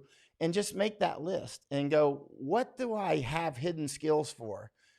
And believe me, when I was writing my first work, people like my sister was like, oh, you should go back to business, and she's brutally honest. That's my sister. But I believed in myself. And so and that's important, very important. But all of us have skills that are latent and that can be activated now. And your life can be better after this than it ever was. My life, when I became a writer, and it's a lot of lean times on money-wise, but I'm so much happier. I'm so much happier. I get to study what I want to study, when I want to study it. I go to bed when I want to go to bed, and I wake up when I want to wake up.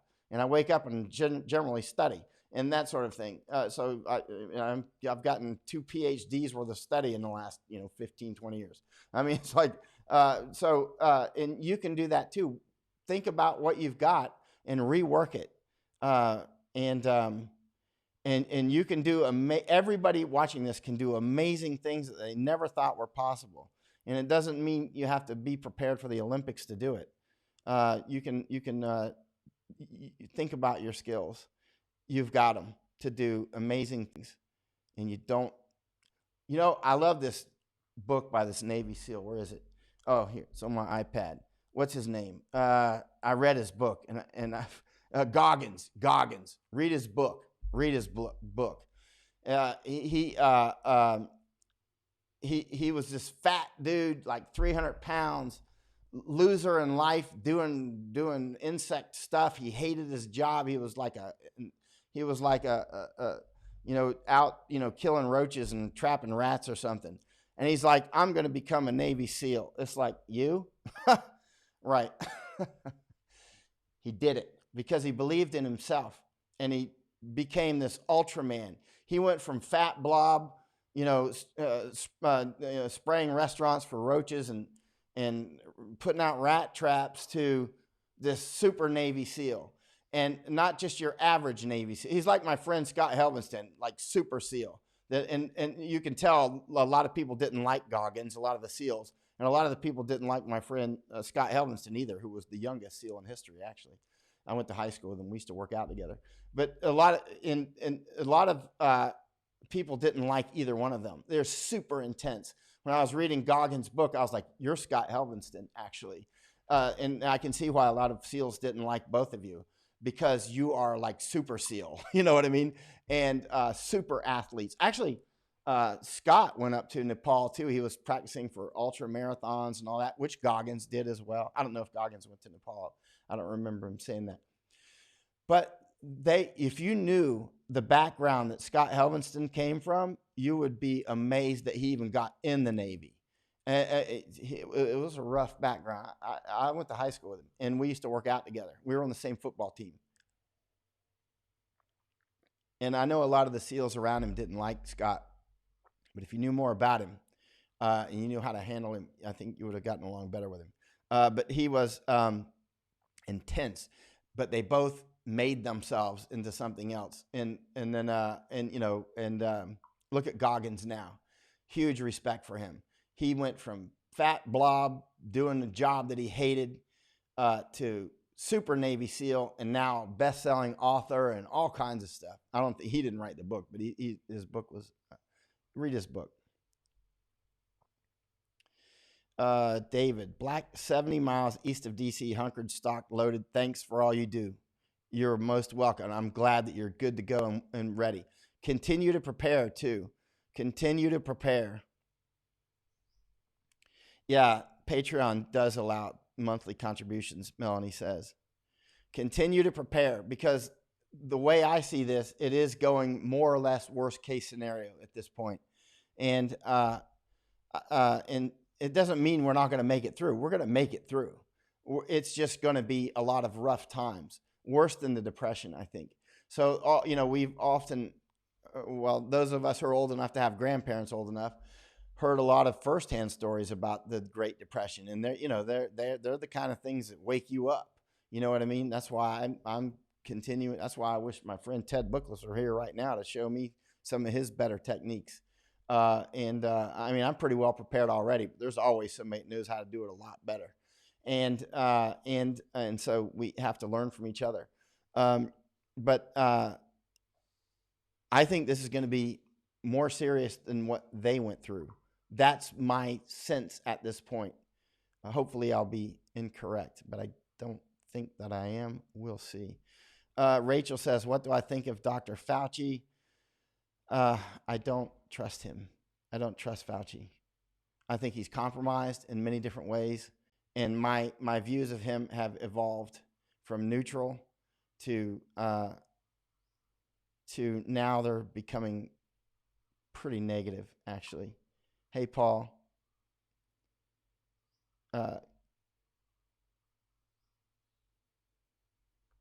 Christian Hutton says, we will to have the vaccine under the Control of Disease Act 1984. That was changed April 27th. I don't know what you're talking about specifically. It sounds like something I need to study. I'm glad so many people are preparing, especially many people on my page who didn't necessarily actually believe that it might happen the way it's unfolding now, but they have followed me for enough years to realize that I won't risk my reputation saying these wild things unless I really strongly sense that it's worth saying and it's worth damaging my reputation. My reputation is important to me. My reputation with you is important to me big time for every reason. One is simple finance. You're not going to support me if I don't give you accurate information. But even deeper than that is if I make a mistake, I feel it. It actually like physically hurts. If I make a mistake, especially in writing, which that's why I rarely make mistakes in writing, because you'll see that. And that's why you'll often see I'm actually very slow behind a lot of people. A lot of people will be making public proclamations, and I'm like, well, let's just wait. Let's just wait. And then other times I'm way ahead. It depends on many things. But like in January when I was saying stock up and get masked, I'm like, I'm rolling the dice with years of work on building my credibility, and I can toss it right out the window on one bad thing. You know what I mean? And I really hate to do that. So it gives me actually some inertia before I say things. But certainly my feeling at this time, and I'm very glad that so many people that follow my work began preparing in January when the food was still, before prices began to increase. And when I was saying that supply chains may break down, now they are breaking down, period. It's not if. And if people that are debating that, or they're out of the debate, I won't even debate them. I'm just like, go away, talk to the hand, come back when you're educated, because the supply chains are breaking down. And remember, when it comes to supply chains, this is not all local, right? We're not all living in Mormon or Amish communities. Mormons are very prepared people. I have to go to Utah and learn some more from Mormons, and up with Amish too. I need to spend some time with both of them, because they know how to be self-sufficient and resilient. And they're better than most people. Pay attention to what Mormons say. Pay attention to what Amish people say, and learn from them. But the people that have been preparing have had a lot more time to do it. For people that do it here on out, it's becoming more expensive. Some people are having hard times buying freezers, or having hard time buying things without increased price. Creighton says, just tuned in. I'm marveling at society. Went from herd immunity to herd mentality in about one day. Actually, I got to screenshot that. That's a perfect way to put that. Creighton says, went from herd immunity to herd mentality in about one day. Oh, yeah. Glenn is saying, how much weight have you lost in 22 days of fasting? I'm going to guess right now that I've lost. It doesn't matter how much total I've lost. What matters is net weight, like net fat. I would say net fat, probably 20 pounds or so at this point, because it's roughly a pound a day for somebody my size and my activity level. So probably 20 net, because you'll lose a lot on water or anything that's swollen or whatever. That if you've got like swelling on any part of your body, there's a good chance that's gone, which I didn't. But one of my fasts one time, I had some swelling and that just went right away. And that's what people that are more expert on fasting will tell you. They're like, it'll get rid of edema and so many things. But one of my fasts, I had some swelling and it went right away actually. But this time I didn't have any. But net weight, probably 20 of fat at this point. Maybe I'll go for 30 days. If you remember how I looked 22 days ago, look on one of my live channels, you'll see I've lost some significant weight. Michael Talcott says it's going to be with us. He's talking about the virus from now on. We're in it for the long term, and we're going to take casualties. I'm afraid that whenever we start back up, we will take same casualties now or later. I agree the same, Michael Talcott. I agree and that's why I'm saying we should do it because the economy is definitely collapsing. We don't know if herd immunity is going to develop or not, but what are we going to do? Hide forever and become living like this is Afghanistan? You know what I'm saying? Or are we going to open up and take our casualties? How much severe organ damage is going to be done from this for people? It looks like a significant number of people are getting that. So in other words, I don't know, but at some point, this is a war. There's a war against the virus and the CCP. These are somewhat related, but they're also quite separate. And we can't fight CCP if we don't open up. And we can't even fight this virus if we don't open up. We need the economy. We're going to have to take some casualties. And to reduce those is masks, wash hands, social distancing, even as we open up. Don't be going into bar rooms and spitting in each other's faces while you're talking drunk. Don't be, going out to stay off of subways when you can. I know that's impossible for some people to get to work. Or let's say impossible, let's say unreasonable not to. I mean, let's face it, everybody can't drive to work in downtown New York City. I mean, it's just the way it goes. And everybody can't take a helicopter and that sort of thing. But, figure out ways to rework yourself, work online.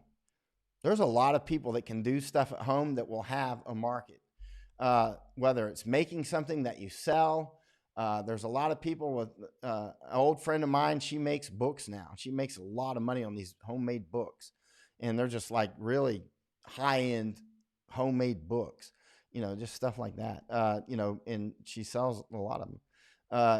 Dave Case coming in late. What are your thoughts on New York City you said NYS study showing 13 to 21% of the population already infected? Grain of salt. I saw the Stanford study, if that's the one you're referring to. I mean, maybe it's true. The fact is, Stanford and a lot of others have had stamped on things which are obviously bullshit, like prima facie, right on their face, they're bullshit, right? For instance, uncontrolled studies, that sort of thing. Look, you don't have to be a scientist to realize that if something is uncontrolled, it ain't no study. You're right. It's just babble talk. Somebody stamping. I got a PhD. I'm at Stanford. Chick, chick, chick, chick. Yeah, right. I'm sorry, but you universities that continue to stamp your name on things like this, you are burning a century of reputation. Burn. Bonfire, bonfire of the reputations. Burned. CDC reputation. Burned. Gone. World Health Organization. Gone. Office of the Surgeon General. Not just the Surgeon General. Office of the Surgeon General burned down because of Surgeon General Jerome Adams coming up, tweeting and talking in front of the White House in his uniform about how bad it is for people to wear masks. Burned, gone. I hate that. I want to be around people I can trust. I want a government that I can trust. I don't want a government that I distrust and mistrust at every step of the way. And that's what we've gotten. And they've earned it. And I don't like that. I hate that. But that's what's happened. So these studies, grain of salt, because there's so much financial interest, so much compromised, that it's just, I don't take them seriously. Let me shoot down to the bottom here. There's so many comments I can't possibly answer them all.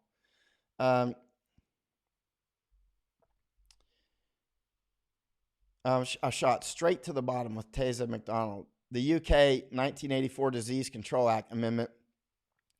If you don't comply, I think you're talking about UK then.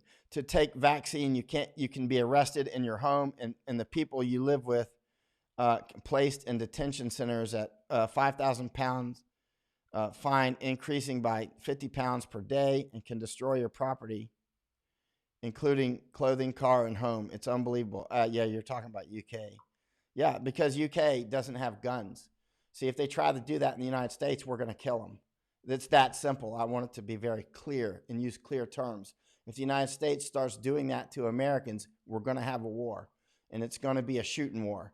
You know what I'm saying? We've got Second Amendment, and this is why we have it. It's like you start doing these things in the United States, there is a limit to how far that they can push on breaking our Constitution, which they do daily. And if they start to do things like this, there will be a war. And we need to avert that at all costs, to avert the government doing things that causes people to rise up into a rebellion, into an open rebellion. Because once you unplug that cap, nobody's in control to put that cap back on. It's out of control. It's a huge range fire, and nobody's got enough airplanes to put it out. There's not enough smoke jumpers to build enough fire breaks. It's just, we've got to really brush back the government, brush back pitches like, leave us alone, leave us alone. If we take casualties, we take casualties. Let me ask you this. If I get a vaccine and nobody else does, how does that hurt me? Except damaging the economy when they die, right? When a lot die. But if 50% of us get a vaccine and 50% don't, how does that really directly hurt the 50% who do get vaccinated? How? I mean, I'm sure this has been well studied, but how does it? How does it? I mean, I don't believe the government has the right, or should have the right, we should take it back, that they have the right to defend us even if we don't want to be defended. That's just wrong. I mean, and when it comes to things like this, that's just wrong. Why should they be able to pump unproven vaccines into people's veins, or proven, if they don't want those chemicals for whatever reason? Why? I mean, why? Because they got the guns. They got the guns. They got the power, and they can. The United States and many other countries are becoming as despotic as China. I know what I just said. It's as clear as day. It's as clear as day. Many of our countries are becoming as despotic as Nazis.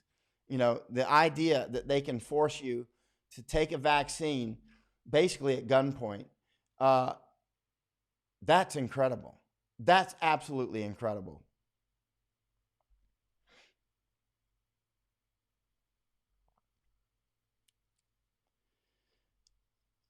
now this American. Second Amendment is tied to the slave patrols of the 18th and 19th centuries. Uh, the actually, you know, I tell you who a lot of people are who are against throwing out the Second Amendment was former slaves who were getting lynched, right? Blacks had to have guns. Too many white people were hanging them off trees. Actually, more lynchings occurred to white people. We don't hear about that much in history, but more of the lynchings were happening to white people, not even black people. But a lot of blacks needed guns. They get lynched for things, accused of rape and get lynched and that sort of thing. The blacks needed guns in America. Either that or they were completely, at the whims of people that did have guns. Yeah, that the Surgeon General has not been fired. Now, if I say anything that's not just perfectly, oh, I love Trump. I don't love Trump. I don't like him. I've never liked him. I'm never going to like Donald Trump. It doesn't mean I'm going to vote for Dementia Joe if he's got dementia. Or is he a rapist? I mean, there's so many things wrong with, he's crooked. Biden is crooked. He may be a rapist. He's got something wrong with his brain, clearly and obviously. Anybody can say it.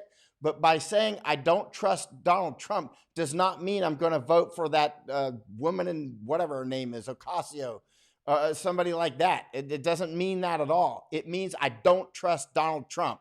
He's untrustworthy, period. Now, I realize every time I say something like that, I lose supporters. Right now, people are going over to Patreon, and they're going to go off of my Patreon account. I don't trust Donald Trump. This is life and death.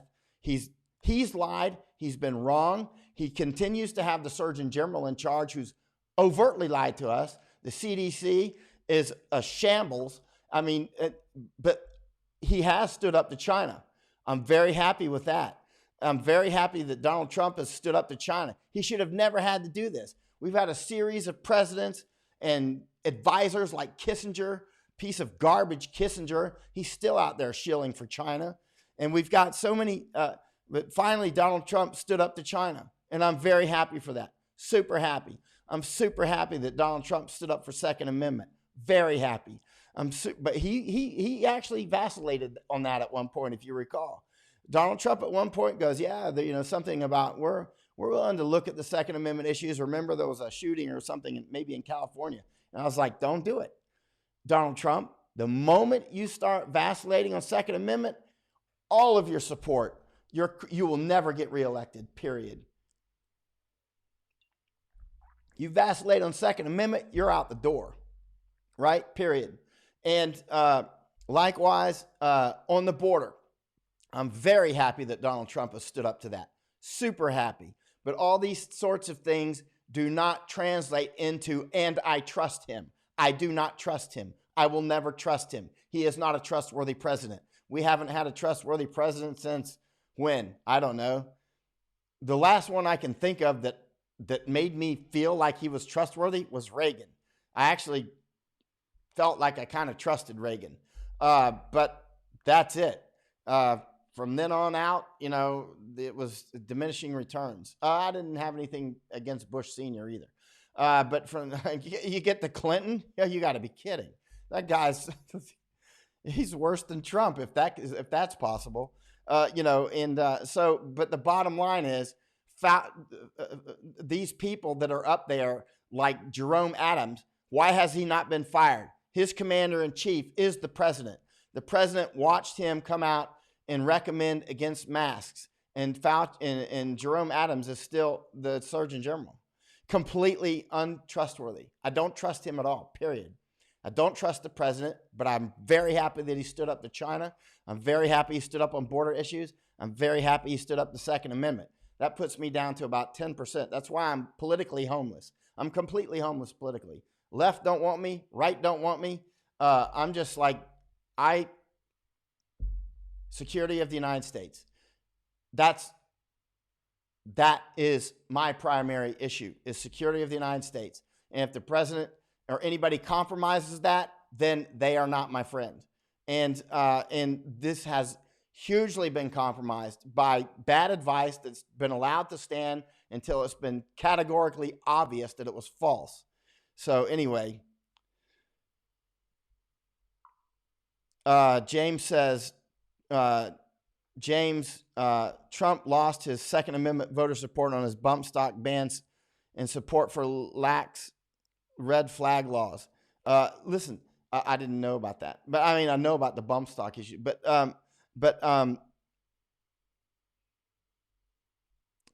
yeah, well, with Trump, and he's not running against any virus at this point because Joe Biden, that guy's damaged in so many ways.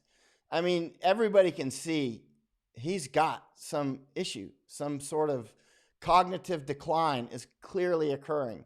I don't know what it is. I don't have, even if he was sitting in front of me, I would just take videos of him and show it to experts. But we can see that already. We can and ask him for saliva test or whatever blood test that I could give to experts. I don't know what they need to even test for what's going wrong with his brain. But do you want that guy in charge of nuclear weapons? There are so many people out there that hate Donald Trump so much that they will vote for somebody who thinks he's running for the Senate, who may actually really literally be a rapist, who actually is quite transparently corrupt. He is transparently corrupt. Joe Biden, and people say so is Trump. I don't know, is he? People spend. I don't doubt it. I mean, look at him. I mean, but at the same time, look how much effort people have put into proving it, and we're not able to prove it. Instead, it's actually backlashing. It strongly looks like the FBI tried to frame Michael Flynn because he was close to Trump. That's what it strongly looks like. That's an attempt at a coup by the FBI. If I were the president and I sensed that they just did that to me, I would gut the FBI. I would gut them in every way that I possibly could and start anew. I would literally gut them. It would be a gut shot, and people would say, whoa, look at what you're going to do. I'd say, yep, that's what I'm going to do, because your most dangerous threat is your close enemy, not your far enemy. Your far enemy can be exceptionally dangerous, like China. Well, they're close now. They're inside of our borders everywhere. And we need to kick out all those Chinese national students, all of them, lock, stock, and barrel, reapply for visas. But the close enemy is your most dangerous enemy. And they appear to have just tried a coup. And that makes them a close enemy if true. And this is like Soviet stuff that they would be doing this sort of thing. Yeah, it's unbelievable.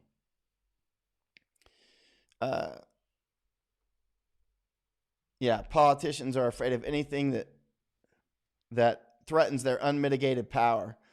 Some are. I would say a lot are. I don't believe all are. I wouldn't say a blanket statement, because there's some that are fighting for rights. What do you think of Tom Cotton, actually?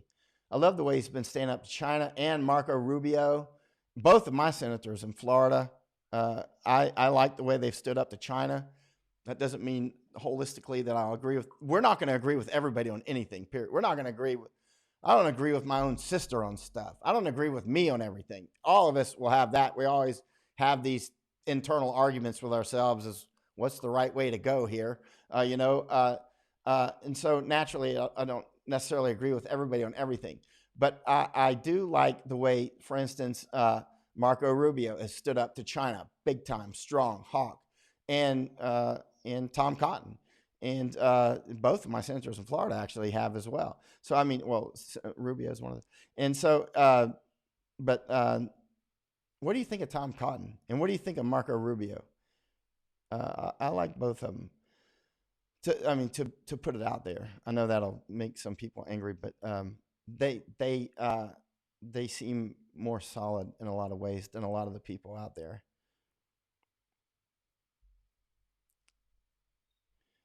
Let's see. I'm looking for questions here. Yeah, on Trump, I love the way he's standing up for the United States on China, on the border. That is crucial. The border issues are crucial, and Second Amendment is crucial. Now, on the border issue, again, a lot of people haven't seen a mass migration up front, personally before. And those, just like supply chain shortages, most Americans have never seen that face to face unless they've been off to wars or something, or they're from another country, or they've been to other countries where that happens. But the people who have know exactly what I'm talking about. The people who have actually seen this, and they've seen the avalanche where everything goes from, hey, everything's in stock, to boom, people are hungry. That can happen in 1 month. It's an avalanche. But likewise, it happens with migrations, and famines cause that. What are we going to do if countries in South America, Central America, Mexico become economically devastated, and osmotic change occurs, and they start coming up north to the United States, which also is facing a lot worse devastation? This stock market, I'm not an analyst, but I see this thing going like that. I don't know when, but the fundamentals are off. But what are we going to do if South America and Mexicans also, Central Americans as well, suddenly are facing serious food issues and other issues, internal civil wars or that sort of thing that can come from this, and they start marching up across our border? They can be there lickety split. And if we don't have a way to stop them, guess what? Mass migrations occur. And guess what happens when they do occur? Look at what India is facing right now. India is facing a potential civil war in there for some mass migration issues we won't go into that, but Indians will tell you the story. And what are we going to do if tens of millions come up suddenly? You think it can't happen? It can. Will it happen? I don't know. But we don't have the ability to stop it without getting very serious, like really serious. Like with our military, it's like, don't cross this line. Like it's a DMZ at some point. Like, you will not cross this line. If you do, you will be shot. I mean, because we don't have the ability to stop them. And we don't have the ability to absorb tens of millions. And countries that do this, we see it. It can destabilize those countries. Like the Syrian civil war was causing issues on all neighboring countries, and now in Europe. But these are now side topics. Did you notice, by the way, Germany just recognized that Hezbollah is a dangerous organization? Good grief.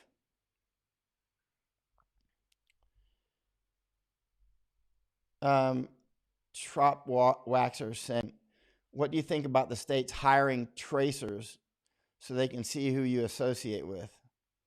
Are you talking about using apps and that sort of thing? Yeah, I mean, it's mark of the beast stuff for people that know what I'm talking about. It's that stuff the old people used to always warn us about coming true. And China, in a lot of ways, has nothing on the U.S. and other countries. Look at the UK, man. In the UK, you are very much a subject. And the only thing that stands between us and the United States is our First and Second Amendment. That's it. Without Second Amendment, there's no First Amendment. Without First Amendment, it's over. It is over. Do not give up your weapons. And people will come up with all these statistics and go, yeah, but this, that. And I'm like, shut up. I don't care about your statistics. This is not about your statistics. This is not about school shootings. This is about something much, much bigger. This is about something, live free or die. Look at the New Hampshire license plates. This is about that. This is about something much bigger than how many people shoot themselves. And the number one cause of deaths by firearms in the United States, how many people even know that? How many people even know that? Most don't. Suicide. Do you think I'm going to give up my gun because somebody shoots themselves in the head? Screw off. No. Do you think when people drink themselves to death, which they're doing right now, somebody's dying from alcohol poisoning or alcohol-related stuff, should other people not enjoy wine because of that? No. Should they? Why? No, they should not. They should be able to drink their wine if they want to drink it, right? No. And there's so many, you can use these reasons, and the bottom line is, you come for the guns, you're going to get shot. That's the bottom line. So just back off, and you keep coming up with all these statistics and stuff. people like me who've been around the world quite a lot, seen a lot of conflicts, seen governments, dressing down people and locking them up. We understand why our forefathers enshrined the Second Amendment. I could get blocked from Facebook or YouTube for saying what I just said. Literally, I might be offline immediately for this. Maybe it's very possible because I just said we will defend ourselves with arms if they try to take our weapons. And if there's any time that they'll try to take our weapons, it's now. What if Trump is not reelected? What if somebody on the left gets elected and they start going for this? Can't happen? Yes, it can.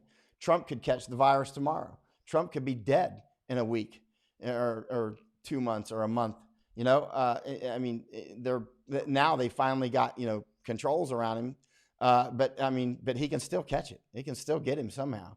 Or whatever reason. He's running against the virus, not Biden. I don't know how Biden can win.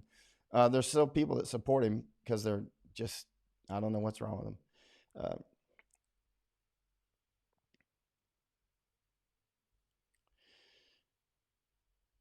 Kim says, people, please stop posting pictures of your firearms and ammo. Actually, I think you're right. I think people generally shouldn't do that for various reasons. One is it shows people that you got a bunch of guns and ammo. So, for that reason, for starters.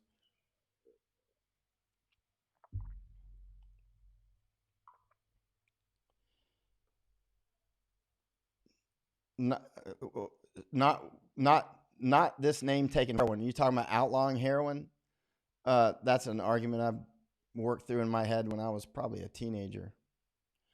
It's not even a question for me anymore. I already know my answer to that because I've decided my answer to that long ago, and it actually hasn't changed. Tell you that answer if you want to hear it. Let's see. Notwithstanding, the Navajo Nation is being hit hard by corona. They are using tracers now.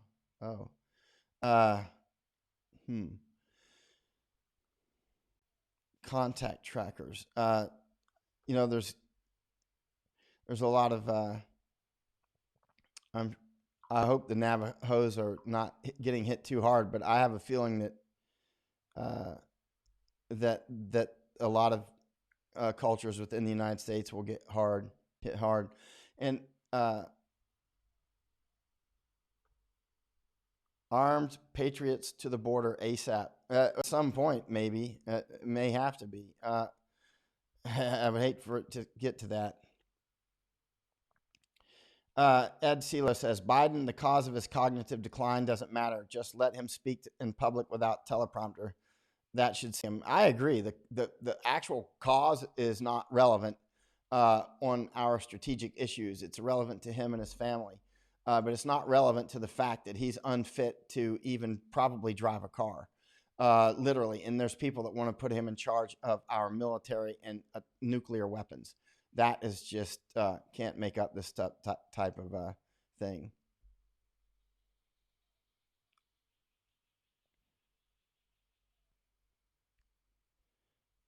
Let's see here.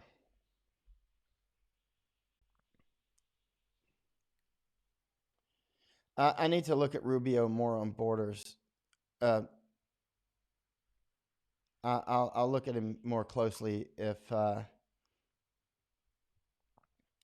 we get closer to something big. I don't think it'll happen this time, of course. Susan Wise more, but I need to look at him. I need to look at Rubio and borders anyway because he's my senator. We have 2 senators per state. He's one of my senators. Sorry, Susan, your comment disappeared. Many South Africans were against being tested for AIDS and taking antiretroviral drugs because they believed it was a white conspiracy. Oh, that's been a problem in black communities in the United States for years too, and it's not without cause. It's not without cause. The whites did conspire against the group of people at one time. Well, there you go, South Africa too. The AIDS virus devastated South Africa to where the average age is 48 years old. Point is, these issues are not cut and dry. Yeah, absolutely not. Commenting on vaccine issues and how it can harm if they don't take meds and testing. Study sub-Saharan Africa. Oh, I agree. These issues on the vaccines are super complex, and there's cultural issues, and a lot of blacks in the United States didn't want to get vaccinated either, and for cause. I mean, I grew up with blacks. It's funny when black people are saying, "You don't know anything about blacks." That's the stupidest shit I've ever heard. Sorry for my language. No, I'm not. It's so stupid, it's unbelievable. That's like me talking to black people and saying, "You don't understand anything about whites because you're not white." You're like, hello. uh, that's just stupid. Who would say to a black person, "You don't understand anything about whites because you're not white"? That's like saying to me, "You don't understand anything about blacks because you're not black." That's just stupid. Let's just call it what it is. I grew up with blacks since I was a puppy, since I was a child. I One of the ladies who raised me after my mother died was black woman, Viola. She's in my book, Danger Close. Great woman, took good care of me, take me fishing all the time, fed me when I was hungry. And I was raised with blacks and partially by a black woman. Don't tell me I don't know anything about blacks. It's stupid. And so, but the bottom line is a lot of blacks are afraid of things like that. And I have spent a lot of time with blacks and black culture, whether it's growing up with them, being raised by a black woman partially, being in the army, living around America. And I'm going to tell you, a lot of blacks in America they believe that white people want to poison them with something. And the fact is, in the past, it has happened. So is it a baseless idea? Absolutely not. And cultural ideas don't change quickly. They have a lot of inertia, a lot of inertia. In fact, they can intensify over the years. Where did for Jews and Muslims come, don't eat pork? I mean, it doesn't seem to be tied to much today, except maybe swine flu. I don't know. Where did that come from? But it's quite intense, right? Yeah, but that's a problem. A lot of black people don't want to take vaccines from white people, and I completely understand it because of real things that really did happen and that they know about. Let me shoot down to the bottom again. Yeah. We all bleed the same. That's right. Beware of collectivism. I totally believe that. That will not work. Especially collectivism will not work in the United States in particular. In some countries, it can work. In some cultures, it can work much better because of the cultural dynamics. In a country like the United States, no. Ed is saying Rubio is very weak on border and illegal immigration. He ran tough, but changed his tune when he got to Washington. He totally flipped. I need to check that out. Remain open-minded. Corbin says, I remember you from C Company, 1st of the 17th Infantry in Afghanistan. I remember you guys. You did great. And yeah, you guys did fantastic. And oh, speaking of which, one of the guys from your unit asked me for photos. Longshore, he got shot one day. He said he got fragged. I thought he got shot when I was out there. Was it him that got shot in the Sappy Plate? I thought it was Longshore. But he told me in one of the comments a couple of weeks ago that he got hit with a grenade.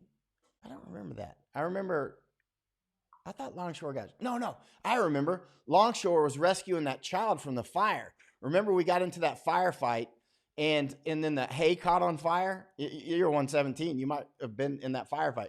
We're out in the firefight with the Taliban out on that village. We went in by helicopter, right? I don't remember. Anyway, we got in there somehow. And we're in this village, and we got into quite a lot of firefights. And then and then we were in that firefight at daytime, and a tracer hit that. There was all that hay inside the compound, right? The family compound with the cow. The cow was there and all that. And so that tracer, there was tracers coming inside. They were ricocheting because they were shooting at the guys on the roof. When I went up on the roof, pew, pew, pew, pew. Of course, they don't make a ping in real life. And a tracer went down into that hay, and then that hay caught on fire. And then that little child. Remember that photo of Farah that I took in Iraq? Major Mark Beeger's trying to rescue Farah after a car bomb. She died, unfortunately. it was like that, but it was in Afghanistan, and Longshore was rescuing a child from that burning mud hut thing. He went through a window and got the child, because when the fire started and the smoke was going to kill him, the child, and I think a young boy too, pulled the cover up over their head. And Longshore had seen the kids go in there, so he put his weapon down and stuff, and he went inside there. He crawled through that, there's no window, but that hole, and he got him out. And so I saw him. I was like, where did you get that baby? And so so he's coming out with this young, not really baby, but maybe 4. I don't know. We look at the photos. I'll give him to him. I haven't given him to him. I'll give him to him. And so he's walking out with that baby, and all that smoke and fires around. And I started talking to him. I'm like, how'd you know they were in there? He said something like he saw him. I have to ask him. He saw him going in there. Oh, it's in my dispatch, I think. And because I published a couple of those photos. Yeah. And then later that night, remember, we were having a hard time putting that fire out because we were in there with the smoke and all that crap, and putting that fire out and trying to get the hay out. And so we thought we had the fire out, and we occupied that compound overnight. But then I was up on the roof, and it was, I don't know, midnight or something, and that fire rekindled. Next thing you know, we got this big fire and all this stuff, and whatever. And so yeah, a lot of things happened. You guys did great, man. 117, 5-2 Striker Brigade combat team. You had a great brigade. Colonel Harry Tennell was in charge of the brigade. And unfortunately for Colonel Harry Tennell, he's a real man, and he was telling the truth about what was going on in the war. He's lucky he got out as a colonel. I mean, he would be perfect 4-star general material. But he wrote a letter, and he did, and it was internal. And I've published that letter because it's, later it was published by somebody. And anyway, so they wanted to eventually reduce him in rank to lieutenant colonel and demote him and all that. And a lot of people are like, it's because Harry's black. And I'm like, no, it's not. It's because he's a real man, and people can't take it, what he just said. They can't take it because he's a real combat leader, and he really sees what's going on in Afghanistan with clear eyes. Let's put it like this. He's not the Surgeon General lying about crap. Colonel Harry Tennell, if he was a Surgeon General, he would be up there going, you need to wear a mask. I know we don't have enough wear masks, so stay your asses home. If you got any masks, please donate them to the hospital. But here's the bottom line. We failed to prepare. We don't have enough masks. We need your mask. Please stay home. Donate your mask. And people would be like, okay, I trust you. We screwed up, but I trust you, And then Harry Tennell would have trust as a Surgeon General, because people would be like, well, that's bad news, but I trust him. You know what I mean? And so when he has good news, I'll trust that too. So if somebody like Colonel Harry Tennell was a Surgeon General, and he came up and he goes, I've looked at all the data. My team has looked at all the data. We trust this vaccine. I'm sticking it in my arm. I'd be like, okay, if it's good enough for Harry Tennell, it's good enough for me, right? But if this Surgeon General does it, I'm going to be like, are you kidding? I'm not taking that vaccine. You're out of your mind. That's like a 10-year-old with his chemistry set comes up with a vaccine in 10 months and wants me to take it. But anyway, a lot of people said it was because Harry was black. I completely disagree. It's because he stood up to the powers that be, and he was saying what was really going on in Afghanistan. And I'm still in contact with him. He's a scientist now. He's a scientist up in Indianapolis. He's a real man. That's the problem. We get rid of a lot of our real leaders, because the people aren't ready for them. They aren't ready for somebody to talk to you like that. We'll go, hey, we screwed up. We don't have enough masks. You need to wear a mask or you get killed if you don't, but we need the mask in the hospital. Can you please keep your ass at home? We need your mask. And people would just be, I guarantee you, most Americans would respond to that and go, okay, I'm on it. You know what I mean? I'm on point with you, right? And then when you tell me something else, I'll actually believe you. Or I'll believe that you believe it anyway. I'll believe that you're not lying to me. Moment of Truth. Yeah, that was my second book or third book. All right. I hope you enjoyed it, Tommy. Ward Smith. I remember. Yeah, Ward Smith was my neighbor, so we used to play together in tree forts and stuff. And Ward says, I remember Viola and her pipe. It always had such good smell when she smoked it in your garage. That's exactly right. You remember she used to smoke it by that that side door in the garage by that tree we caught on fire. It's a wonder we didn't catch ourselves on fire when we were 10. Uh, and uh, and she used to smoke that pipe. She was an old black woman, took care of me really good. Not that old. I mean, she was old to me. I was 10. I mean, she was probably 40. I mean, she's now I would consider her like really young. She was last time I went to Winter Haven, I didn't see her, but a couple times before that, I would go see her. And she shot her husband one time. Actually, he's okay. She shot him in the leg, caught him cheating. I love Viola. But Viola used to smoke her pipe out in our garage, and when she would be washing the laundry and stuff, and that pipe did smell sweet. I remember Ward, and I asked her before, what is that? It smells good. Her pipe. She goes, it's half and half. It was half and half tobacco. She goes, it's half marijuana, half tobacco. And I'd be like, really? And she says, what do you think, boy? You know, and it's like stuff like that. And, oh my gosh. She killed my brother's snake, by the way, Ward. For years, we wondered what happened to that big yellow rat snake my brother had. It turned out Viola killed it. She told me when I went and visited her in Winter Haven some years ago. She's like, you know that snake your brother had in that aquarium? I poured boiling water on it. I was like, what? You killed the snake? You poured boiling water on it? You know how afraid black people are of snakes in America, or at least the ones I grew up with. And so she got rid of it. And I miss Viola. She treated me so good. Anytime people talk bad about blacks, I'm like, screw you. I remember Viola, and I remember so many other blacks that treated me like their own son. You know what I mean? It's like, no way, dude. You ain't going to get me talking like that. No way. No way. Corbin Gerner, were you with 2-2 Striker was blown up in the riverbed? Negative. That was when 7 soldiers, I think, were killed. I think they went on that island. They were in the Strikers, and they were because Sergeant Major Prosser told me about it, and they were trying to drive through that small river. And if my memory is correct, and because they thought there'd be no IEDs in the river, but you know how the Taliban are, they're freaking smart. People think they ain't smart. They don't have a lick of sense. Taliban are super smart. They might be illiterate, but they are smart. And they had an IED on that island, right? And it was just like a sandbar rock, you know how those islands are in it, and blew them up. I think it killed 7, right? And yeah, they were so good at predicting. I could talk for hours about Taliban prediction techniques, and I have at times, but not for hours. But they were very good at predicting where we were going.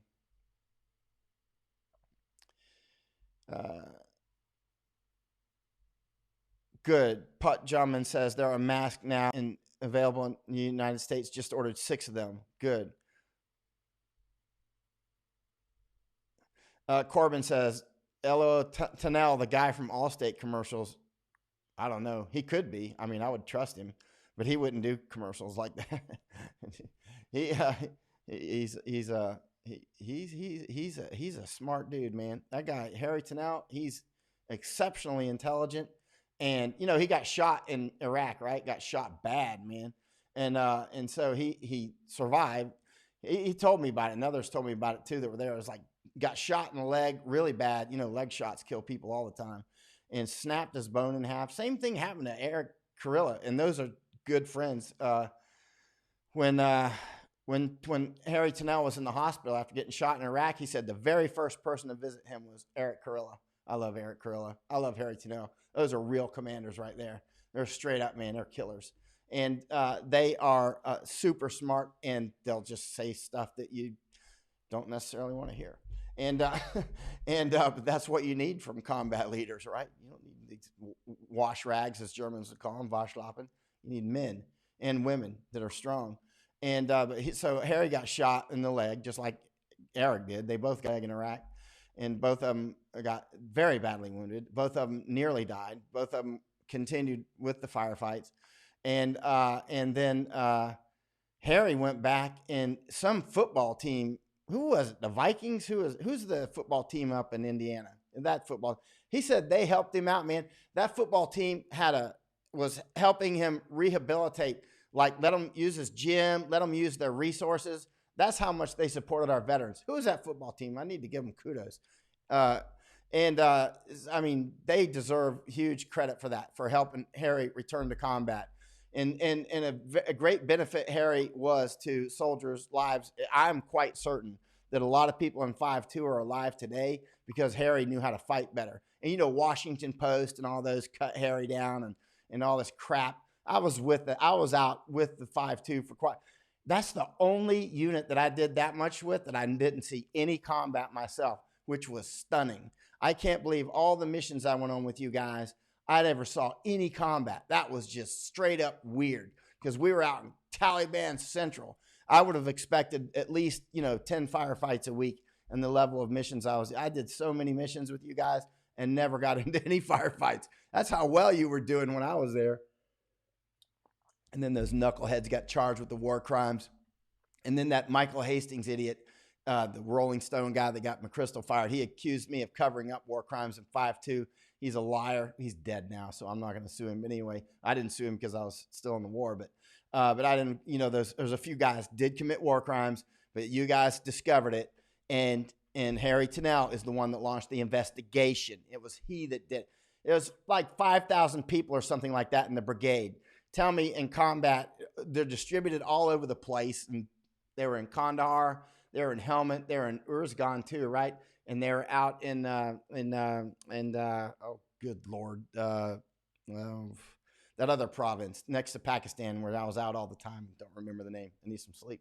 But they, the brigade was spread out very far, so it was very hard to do the command and control the way it could have been done if they were tighter. Like I would fly around with Harry in the helicopter. He needed a freaking helicopter to go check out his brigade. It was so far, they were so far apart from each other. And so anyway, a few guys committed some war crimes, whatever. But ultimately, the brigade was the best brigade I was with, and I was with some fantastic brigades. Actually, I say that with trepidation because there were some fantastic brigades, like under Colonel Brown, Robert Brown in Mosul, fantastic brigade. And Townsend, he's also very, very good. It's hard to say who's the best. Let's just put it this way. 5-2 was absolutely fantastic. And then they railroaded him. That's all right. I respect him forever. And when I finally write the 5-2 book, it'll show through. It'll show through. Y'all are saying it was the Colts up there. Was it the Colts? I need to ask Harry. I can send him a message. I talked to him a few weeks ago. He's a great commander. Oh, that was your platoon that got blown up, Corbin. I'm sorry about that. I believe 7 folks were killed in that IED strike. Yep. Yeah, I like this.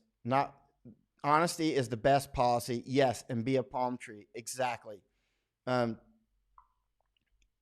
Invest in your reputation. That's what when I give bad news, I don't like to give it. When I give bad news, guess what? People literally cancel my PayPal and Patreon subscriptions. I've seen this since the Afghan war. I even said when I started to write that one dispatch that we were losing ground in Afghanistan in 2006, I actually said, if you want to make money, tell people what they want to hear, right? And then people took that intentionally out of context, a bunch of mill bloggers, transparently intentionally, and made it sound like I was writing news to make money. I was like, hello, read the next sentence. And the next sentence, context, there is no truth in this world without context, period. And the context was, which they well knew, like Matt Burden at Black 5 and all those, not all, there's some good people at Black 5. Jim Hansen at Black 5, who's on Fox now sometimes. He's a lying piece of garbage. I can't believe they have him on Fox News as a military analyst. He doesn't have any requisite experience. He spent 0 days in Iraq or Afghanistan and was seen as an expert on Iraq and Afghanistan. He spent 0 days there, as did Matt Burton, 0. And yet they were using him as experts. And so when I went against the grain and said that we're getting set back, that was 2006. They used that sentence, and I was actually setting up and saying, if you want to make money, you tell people what they want to hear. But to win the war, you tell the truth. And I was setting up and saying, I know that what I'm about to tell you is going to cost me dearly. And what I'm about to tell you is we're losing the war in Afghanistan. That was 2006. It took most people until 2010 to come to that realization. And so, and it did cost me a lot. A lot of people stopped reading my work, canceled my email mailouts, canceled subscriptions on PayPal and all that, canceled. And I knew it was coming. But my words have withstood the test of time. I invested in my credibility. I have a lot of friends and family who are in the military, and I don't want to see them get killed. When your own family's out there running missions, when your own friends are out there running missions, you take it a little more seriously. This isn't a theoretical thing to me. I'll always have friends and family in the U.S. military from here on out. I'm sure have been ever since the Revolutionary War. And so, I'm not gonna toe anybody's line. They can screw off. And so, yeah. And so, can I do a beach background? I sure can. Let's see. She ruled. I can do a beach background right now if you want. You can see how cool this is. Looked at it earlier. Here. Oh, how did I get to that? I do actually. Oh, here you go. Watch this. I'll do this for you. This is watch changes to a beach. I love to put out beaches. Here we go. Let's see. Is it going to start? It looks like it's taking some. Right, let's back. Totally, but it's to be heading. All right. Let me take questions. All right. Answer questions. Right. SB says, I signed up when you gave bad news. Thank you. Yeah. I don't like giving bad news. Bad news costs me money. It costs me money. It costs me directly money when I come up and say, hey, I think 1 million Americans will probably die from this, which actually is what I think. I mean, I think long and hard before I say that. Like, is that what you really sense is happening? And I say, yeah, I study this 7 days a week. I can't back it up. I couldn't back up that we were losing the war in Afghanistan. I could back it up, of course, but then you could lawyer me on every step of the way and go, no, you don't know what you're talking about. You're not a military intelligence. You're not whatever. Guess who was right and guess who was wrong? Consistently, right? And so, and it also, it doesn't matter how smart you are if you don't have the courage to say what you think. It doesn't matter if you really know what the deal is with the masks or the war in Afghanistan or Iraq. It doesn't matter if you don't have the courage to say it. If you don't have the courage to say it, it's all irrelevant. And in fact, you can be counterproductive because you can stand up there with the Surgeon General's credentials in front of the White House and on Twitter and tell people not to wear a mask. That is epic fail. That is a strategic fail that will stay with me for the rest of my life. I will not forget that. Never. I will never forget that the Surgeon General stood up there and said, don't wear masks, and repeated it and stuck with it until it became obvious that people should wear masks. Does this backdrop make my head look big? If I put a big mountain up there, it will.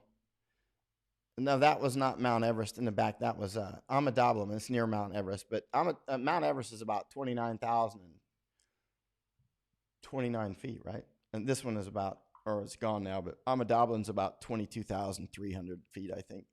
It's near. It's a few days walk. It's about, how long a walk was that? I think maybe 5 more days walk or something. I got to Mount Everest, something like that. I don't remember. You can look it up. And you can see online how far the walk is. It depends on how fast you walk too, but you shouldn't walk too fast because you're increasing altitude, and you need to stage it so that you're giving your blood a chance to, and your body a chance to adapt.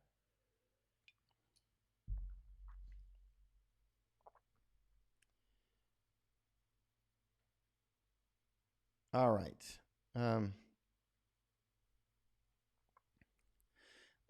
Greg Holm, good memory. Maybe that helps you be a good writer.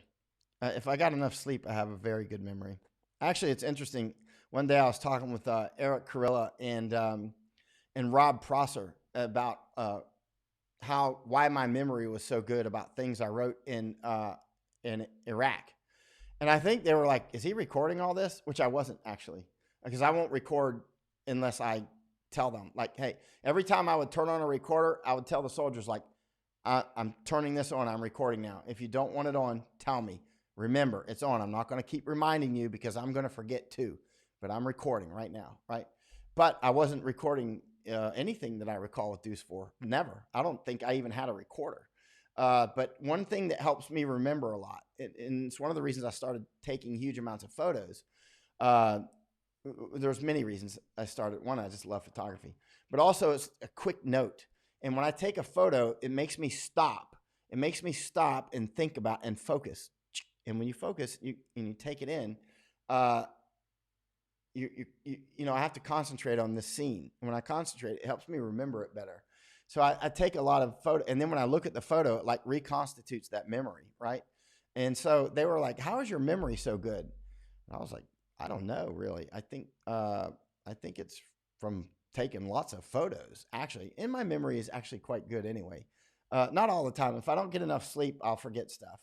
But if there's other stresses going on, I don't. But generally speaking, my memory seems better than most people. It depends on the situation and what too. Like for some reason, I can remember science stuff pretty. It just absorbs into me, you know, very quickly. Sandy says, "Oh, Sandy Cullifer, her son's a great man, and Sandy, and she's a English teacher. You look just as I remember. So impressed with what you have done with your life. Thank you, Miss Cullifer. I can't call you Sandy. That you're my teacher. And she's my high school teacher. And thank you. Look, I've become a writer. Can you believe it? You know, I bet you never even thought I was going to pass your class. But you know, but actually, you were a great teacher. You were one of the teachers I remember who was great, and just a good mother. Look how your son turned out. I mean, unbelievable. Richard, he's unbelievable. He was such a great athlete, man. Your son was so good on the football field. I get hit by him sometimes when we were practicing. I mean, he was. First of all, he's a lot bigger and stronger, and actually, Richard was great friends with Scott Helvenston, the youngest Navy SEAL. We were all Scott's funeral. Actually, it was such a tight group of just serious people, and her son turned out exceptionally well in all regards. That's not Mount Everest. That's Amadablam in near Mount Everest, though. All right. It looks like George Bowman, America should be following Thailand's lockdown procedures for whatever reason. It seems to be working here. I'm thinking that if the booze was taken away in the street in the States, there would be riots. It's funny how alcohol is considered a necessary item in some places in the United States. And you know what the reason they give for it is because some people are addicted to alcohol and they might die from it. Is that the stupidest crap you've ever heard? It's like, okay, we're locking down places so that people don't go out and get infected and die from it. Oh, but you know, if you're an alcoholic and you'll get the shakes and die, some small percent, that's okay. You need to be able to go get your booze or you'll die from alcohol. You know, why don't they change that up a little bit and say, well, if you're such a chronic alcoholic that you might die from it, then you need to go to get a prescription from it really quickly, right? For it. Like snap, got a prescription, right? But anyway, in the shutdown, and we're going to take huge casualties from it. But I agree. The shutdown needs to end. I think it's worse strategically to stretch out these casualties to the end of the horizon. We don't even know if there's going to be herd immunity, and to destroy our economy, we're just going to have to take our chances and our lumps. We're going to do that anyway. But and this is we're assuming risk.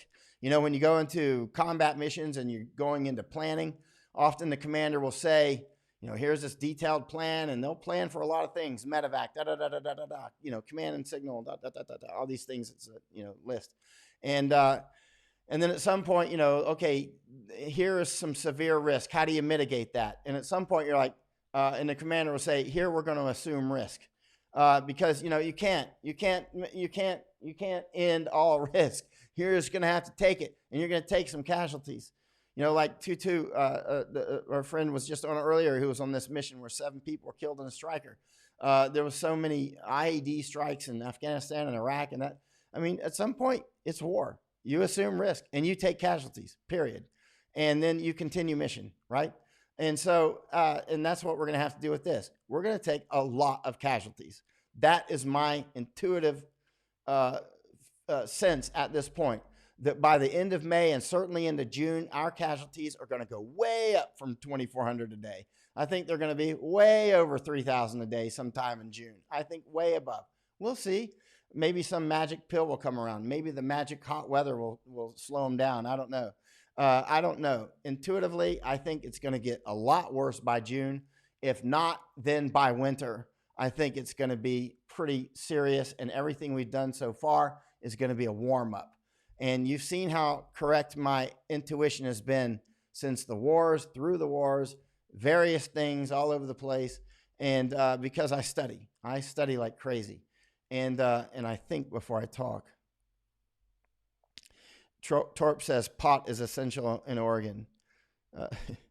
Let's see. America should be following Thailand's lockdown procedures for whatever reason it seems here. It does seem to be working. But actually Thailand did take alcohol off. Like when I'll go to a grocery store today and check it out. What time is it now? It's 8:41, 08:41 locally. I'll go to a grocery store today and I'll go on live and I'll let you see alcohol will be closed, and I'll go check the rice. I always check the rice too, but the stores are still very well stocked, and I'll let you see how it is. But I think there might be many reasons why Thailand is doing so well. First of all, doctors were right on this in January. They were already there were a lot of holes in the system in January, but they're doing a lot of other things in Thailand, like checking temperature. Like when I go to a store today, they'll put that thermal thing up to your head and check your temperature. And if you got a high temperature, you're gonna have to go home. They'll call the police. They're not gonna drag you off like China. This is Thailand. This is not China. They're gonna make you go home or make you go to the hospital, right? And but you won't be able to go into the store, right? And likewise on the highways, they'll stop people and check their temperature.